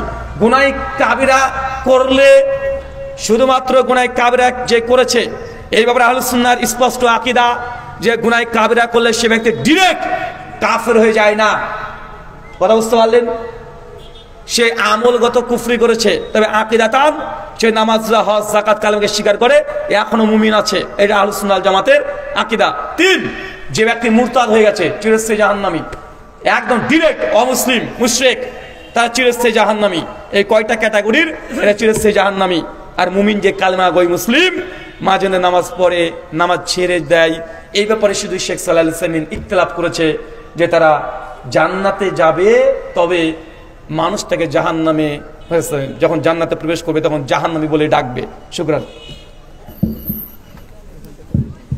গরিবদের সাহায্য করার উদ্দেশ্যে বিনা সওয়াবের আশায় যদি ব্যাংকে ফিক্সড ডিপোজিট করে রাখা হয় এবং প্রতি মাসে তার সুদের টাকা দান করা হয়, ইসলামের দৃষ্টিকোণ থেকে এটা করা যাবে কি? আরে সর্বনাশ, কত বড় আল্লাহর ওলি রে! মানে একদম পরিকল্পিতভাবে আমার 5 লক্ষ টাকা সে ব্যাংকে রেখে দেবে, মাসে মাসে 10,000 আসবে, পরিকল্পিতভাবে সেটাকে আবার আপনি গরিব মানুষকে বন্টন করে দিবেন না ভাই। তাআউনু বিররি ওয়াত তাকওয়া, সূরা মাইদা 2 মধ্যম অংশ। সৎ কাজে সহযোগিতা করবেন, তার মানে এই নয় যেটা হারাম ওই হারামে যাবেন না। কি বললাম কথা বলেন? হারামে যাবেন না, যেতে বাধ্য তখন আপনি যাবেন। মানে ব্যাংকিং সিস্টেমের সঙ্গে আপনার আচরণ হবে কিসের মতো বলেন তো? হসপিটালের মতো। কিসের? হসপিটাল শক করে যান, এই একটু রিল্যাক্স করে আসি, চল যাই, একটু বেডে যাই, একটু শুয়ে আসি, এই করতে যান, বিপদে পড়ে হসপিটালে যেতে হয় না। তো মুসলিমদের সঙ্গে এই প্রচলিত সুযুক্ত অর্থনৈতিক ব্যাংকিং ব্যবস্থা, ইন্টারেস্ট, এর সঙ্গে আপনাদের মানে কাজ হবে ঔষধের মতো। কিসের মতো? ঔষধ। প্রয়োজন নাহলে হচ্ছে না তখন খাবেন, যখন খাওয়া সুস্থ হয়ে গেছে আর দরকার নেই, ওকে টাকা নেই, দরকার নেই। কথা বুঝতে পারলেন? তাই যে কোনো সুদ থেকে একদম শত হাত দূরে থাকতে হবে। তো যখন দেখছেন না এটা সেটা সম্ভব নয়, তখন ব্যাংকের টাকা রেখেছেন, অতিরিক্ত ইন্টারেস্ট পেয়েছেন, ওই অংশটা গরিব মিসকিনকে দিলেন, ঠিক আছে। সেটা পরিকল্পিতভাবে পূর্বে একদম সিদ্ধান্ত নিয়ে ইস্তেহাত করে একদম ব্যাংকে কোটি টাকা রাখবেন, মাসে 50,000 আসবে, গরিব মিসকিনকে দিবেন, এত বড় গরিবের রাজা রবিনহুড আপনাকে হতে হবে না। জি। একজন মুহাদ্দিস বলেছেন আল্লাহ রাসূল সাল্লাল্লাহু আলাইহি সাল্লাম একটানা 10 দিন সিয়াম পালন করেছেন, সাহারিও করেননি, ইফতারিও করেনি। এ মর্মে কোনো হাদিস আছে কি? টানা 10 দিন করেছে এ মর্মে আমার ইলম মোতাবেক আমি পাচ্ছি না। তবে সেই মুসলিম কিতাব সওমে বিশাল বিষয়ে আল্লাহ নবী তিনি সওমে বিশাল রাখতেন। কেমন? যে তিনি আজকে সাহারি করলেন না করে পরের দিন ইফতার করে, আবার সাহারি না করে ইফতার, এইভাবে তখন সওমে বিশাল আছে।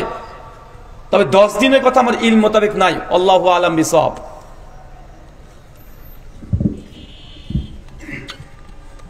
মুসলিম উম্মাহর বিভক্তির কারণ কি? মুসলিম উম্মার বিভক্তির কারণ কি? সূরা আলী ইমরান সূরা 3 আয়াত নম্বর 103, ওয়া তাসিমু বিহাবলিল্লাহি জামিআউ ওয়া লা তাফাররাকু, তোমরা আল্লাহর রজ্জু আঁকড়িয়ে ধরো, পরস্পর বিচ্ছিন্ন হও না। আল্লাহ জানিয়ে দিয়েছেন আল্লাহর রজ্জু হচ্ছে কোরআন হাদিস। এই কোরআন হাদিস যারা ধরে আছে এরা মূল স্ট্রিম, যারা কোরআন সুন্নাহ ছেড়ে দিয়েছে তারা তাফাররাক হয়ে গেছে। মুসলিম উম্মার মতভেদের মূল কারণ যদি হতে হয় তো আমি আপনাকে আগে আলোচনার মধ্যে ইঙ্গিত দিয়ে দিয়েছি যে কোরআন সুন্নাহ এর ফাহাম, এই ফাহাম বোঝার জন্য নির্দিষ্ট একটা ব্যক্তিকেই শিরোধার্য করে নেওয়া, এটা যে সব চাইতে মুসলিম উম্মার বিভক্তির বড় কারণ। কথা বুঝতে পারলেন না ভাইজান? আমাদের তাবলিগ জামাত ভাইরা আছে, তাবলিগ জামাত ভাইরা আছে না ভাইজান? তাবলিগ জামাত আমাদেরকে অনেকে প্রশ্ন করে যে রুহুল ভাই তাবলিগ করা যাবে কি যাবে না, তাবলিগ জামাতে যোগ দেওয়া যাবে কি যাবে না।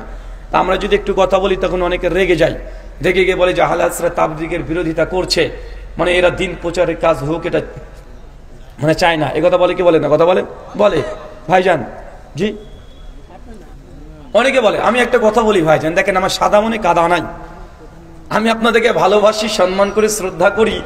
আমি কখন এই কথা বলিনি যে তাবলিগ করা যাবে না। আমি বলেছি এটা যে স্বয়ং তাবলিগ জামাতের মধ্যে দুটো জামাত আছে, একটা সাতপন্থী একটা জুবারপন্থী, আছে না নাই?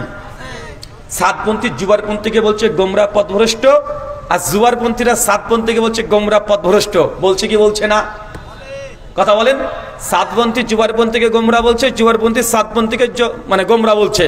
আর সাতপন্থী জুবারপন্থী দুটোই তাবলিগ জামাতের শাখা থেকে বেরিয়ে এসেছে না ভাইজান?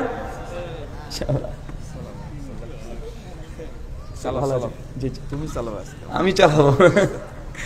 তো সাতপন্থী জুয়ারপন্থীকে বলছে গোমরা পথভ্রষ্ট, জুয়ারপন্থী সাতপন্থীকে বলছে পথভ্রষ্ট গোমরা, বলছে না ভাইজান? তা আমি আগে থেকে বলেছি আমার সাদা মনে কাদা নেই, আমি দুই ভাইকে ভালোবাসি, আর একই মায়ের পেটের যমজ ভাই এরা। তা আমি জাস্ট দূর থেকে তৃতীয়পক্ষ হিসেবে বলেছি ভাইজান দেখেন যে সাতপন্থী জুয়ারপন্থীকে গোমরা বলছে, জুয়ারপন্থী সাতপন্থীকে গোমরা বলছে।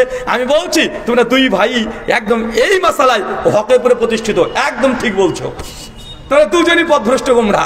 ভাই আমার নতুন করে ফতোয়া দিয়েছি, আমি দুজনের ফতোয়াকে মেনে নিয়েছি। তা আমার মতো ভালো শুভাকাঙ্ক্ষী কেউ আছে? অনেকে এবার বলছে ভাইজান আপনি ভারতের মাসে এসে আমাদের ভারত বাংলাদেশে এসে কেন আপনি ঝামেলা পাকাচ্ছেন, কেন ফিতনা করছেন? আমি বলেছি ভাইজান ইতিহাস আবার পড়তে হবে। তাবলিগ জামাত বাংলাদেশি প্রোডাক্ট নয়, মেড ইন ইন্ডিয়া। মৌলানা ইলিয়াস সাহেব স্বপ্ন কোথায় দেখেছিলেন? মালফুজাতে ইলিয়াস সাহাব 50 নম্বর নসিহা, একদম পরিষ্কার তিনি হরিয়ানা। এটা বাংলাদেশ না ভাই, এটা কোনটা? ইন্ডিয়া, ভারত। হরিয়ানার মেয়রে তিনি স্বপ্ন দেখেছেন, মেয়র থেকে তাবলিগ জামাত প্রথম সূচনা হয়। তো এটা কোথাকার? বাংলাদেশ না ইন্ডিয়া?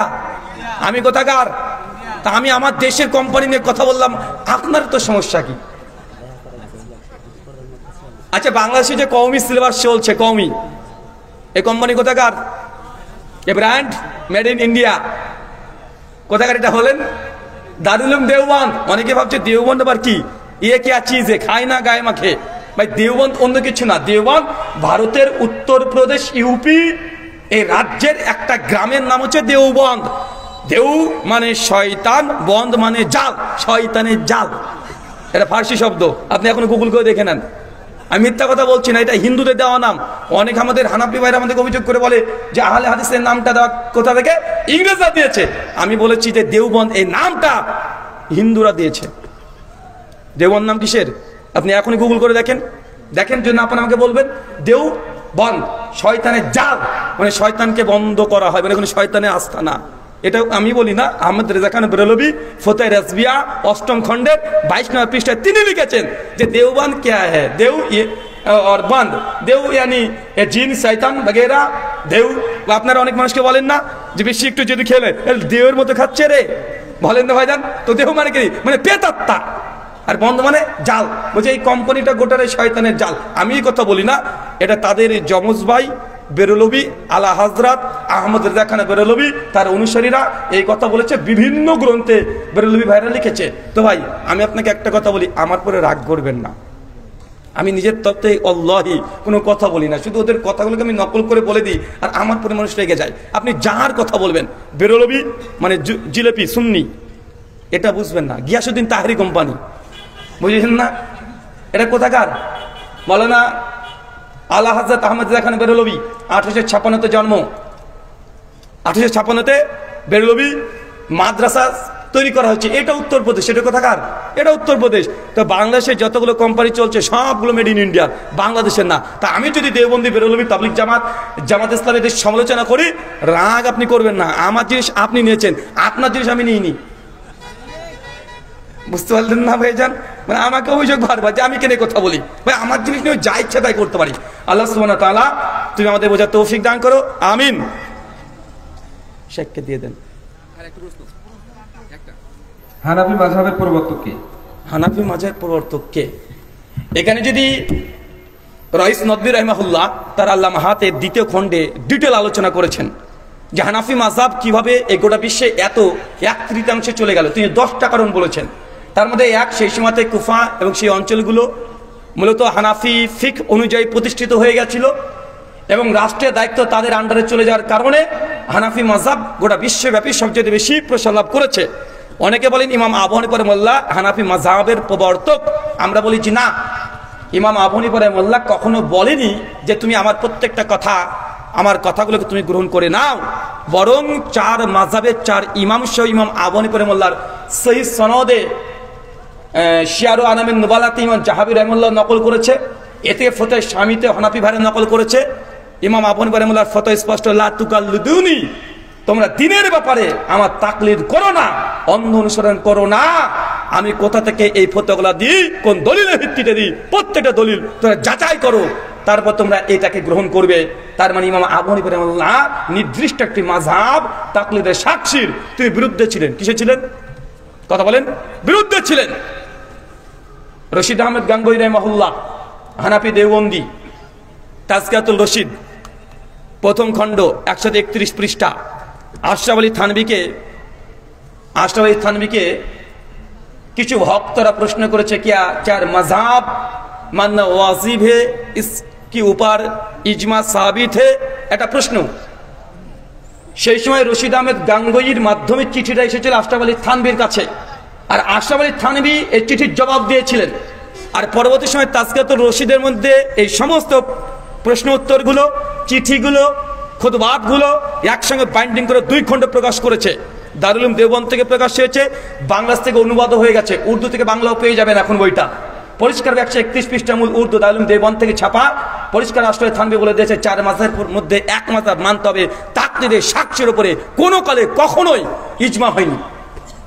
মানে বুঝতে পারলেন না কার কথা এটা? হানাফি ভাইরা পরিষ্কারভাবে বলেছে তাকলিদের সাক্ষীর উপরে কোনো কালে কখনোই ইজমা হয় নাই। তাই তাকলিদের সাক্ষী প্রতি যারা ইজমা দাবি করে, পরিষ্কার ডাহা মিথ্যা কথা। তার মানে এটা প্রমাণ হলো হানাফি মাযহাবের প্রবর্তক যে ইমাম আবু হানিফা, এই কথা বাতিল। এগুলা কি বাতিল? এটা শেষ রাষ্ট্রের ক্ষমতায় তারা চলে এসেছিল, এর জন্য তাদের ফতোয়া ফিকগুলো বেশি বেশি প্রচার হয়েছে। আল্লামা হাতে রাইস নদভী রাহিমাহুল্লাহ 2 নম্বর পয়েন্ট থেকে আলোচনা করেছে, 10টা পয়েন্ট নিয়ে এসেছেন যে কেন ওটা বিশ্বব্যাপী এইভাবে হানাফি মাযহাব প্রচার হয়ে গেল। ওই যে অন্য মাযহাবের চাইতে হানাফি মাযহাবে বিয়ে করা সহজ। কি করা সহজ? আমি এই কথা বলছি, রাইস নদভী তিনি আলোচনা করেছেন। কেন জানেন? আহলে হাদিস শাফি হাম্বলি তাদের মত অনুযায়ী বিবাহ যদি করতে চান, আপনি যদি 14 ফেব্রুয়ারিতে একটা 16 বছরের নিয়ে টুক করে চলে যান, কোর্টে চলে গেছেন, বিয়ে করেছেন, আহলে হাদিস শাফি হাম্বলিদের মত অনুযায়ী আপনার বিবাহ বাতিল। সুনান তিরমিজি কিতাবুন নিকাহ হাদিস নম্বর 1102, লাল নিকাহ ইল্লা বিওয়ালি, ওই বিয়ে বাতিল যে আপনার মেয়ের ওয়ালি গার্জিয়ান নেই। কিন্তু হানাফি মাযহাব অনুযায়ী জায়েজ। তাই যুবকরা বেশি সেই সময়তে হানাফি মাযহাব গ্রহণ করেছিল। কেন? গার্লফ্রেন্ডের প্রেমে পড়ে। বুঝতে পারলেন না ভাইজান? আরো আছে, হালালাকেও কারণ দেখিয়েছে। হালালা অনেক ওলামা কিছুর আগে দেখেননি মসজিদে, হ্যাঁ? তো 10টা কারণ আছে, ইনশাআল্লাহ অন্য একদিন আমি আলোচনা করবো এই বিষয়ের উপরে। আজকে এখানে শেষ করলাম। ওমা আলাইনা ইল্লাল বালাগ। আসসালামু আলাইকুম ওয়া রাহমাতুল্লাহি ওয়া বারাকাতুহু।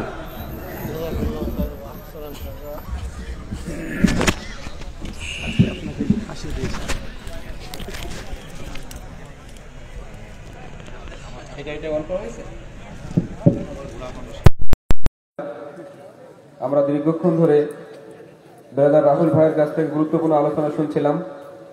আল্লাহ সুবহানাহু ওয়া তাআলা উক্ত আলোচনাগুলো থেকে আমাদের সার্বিক জীবনকে পরিচালনা করার তৌফিক দান করুন, আল্লাহুম্মা আমিন। সঠিকটা শুনে বুঝে মেনে চলার তৌফিক দান করুন, আল্লাহুম্মা আমিন।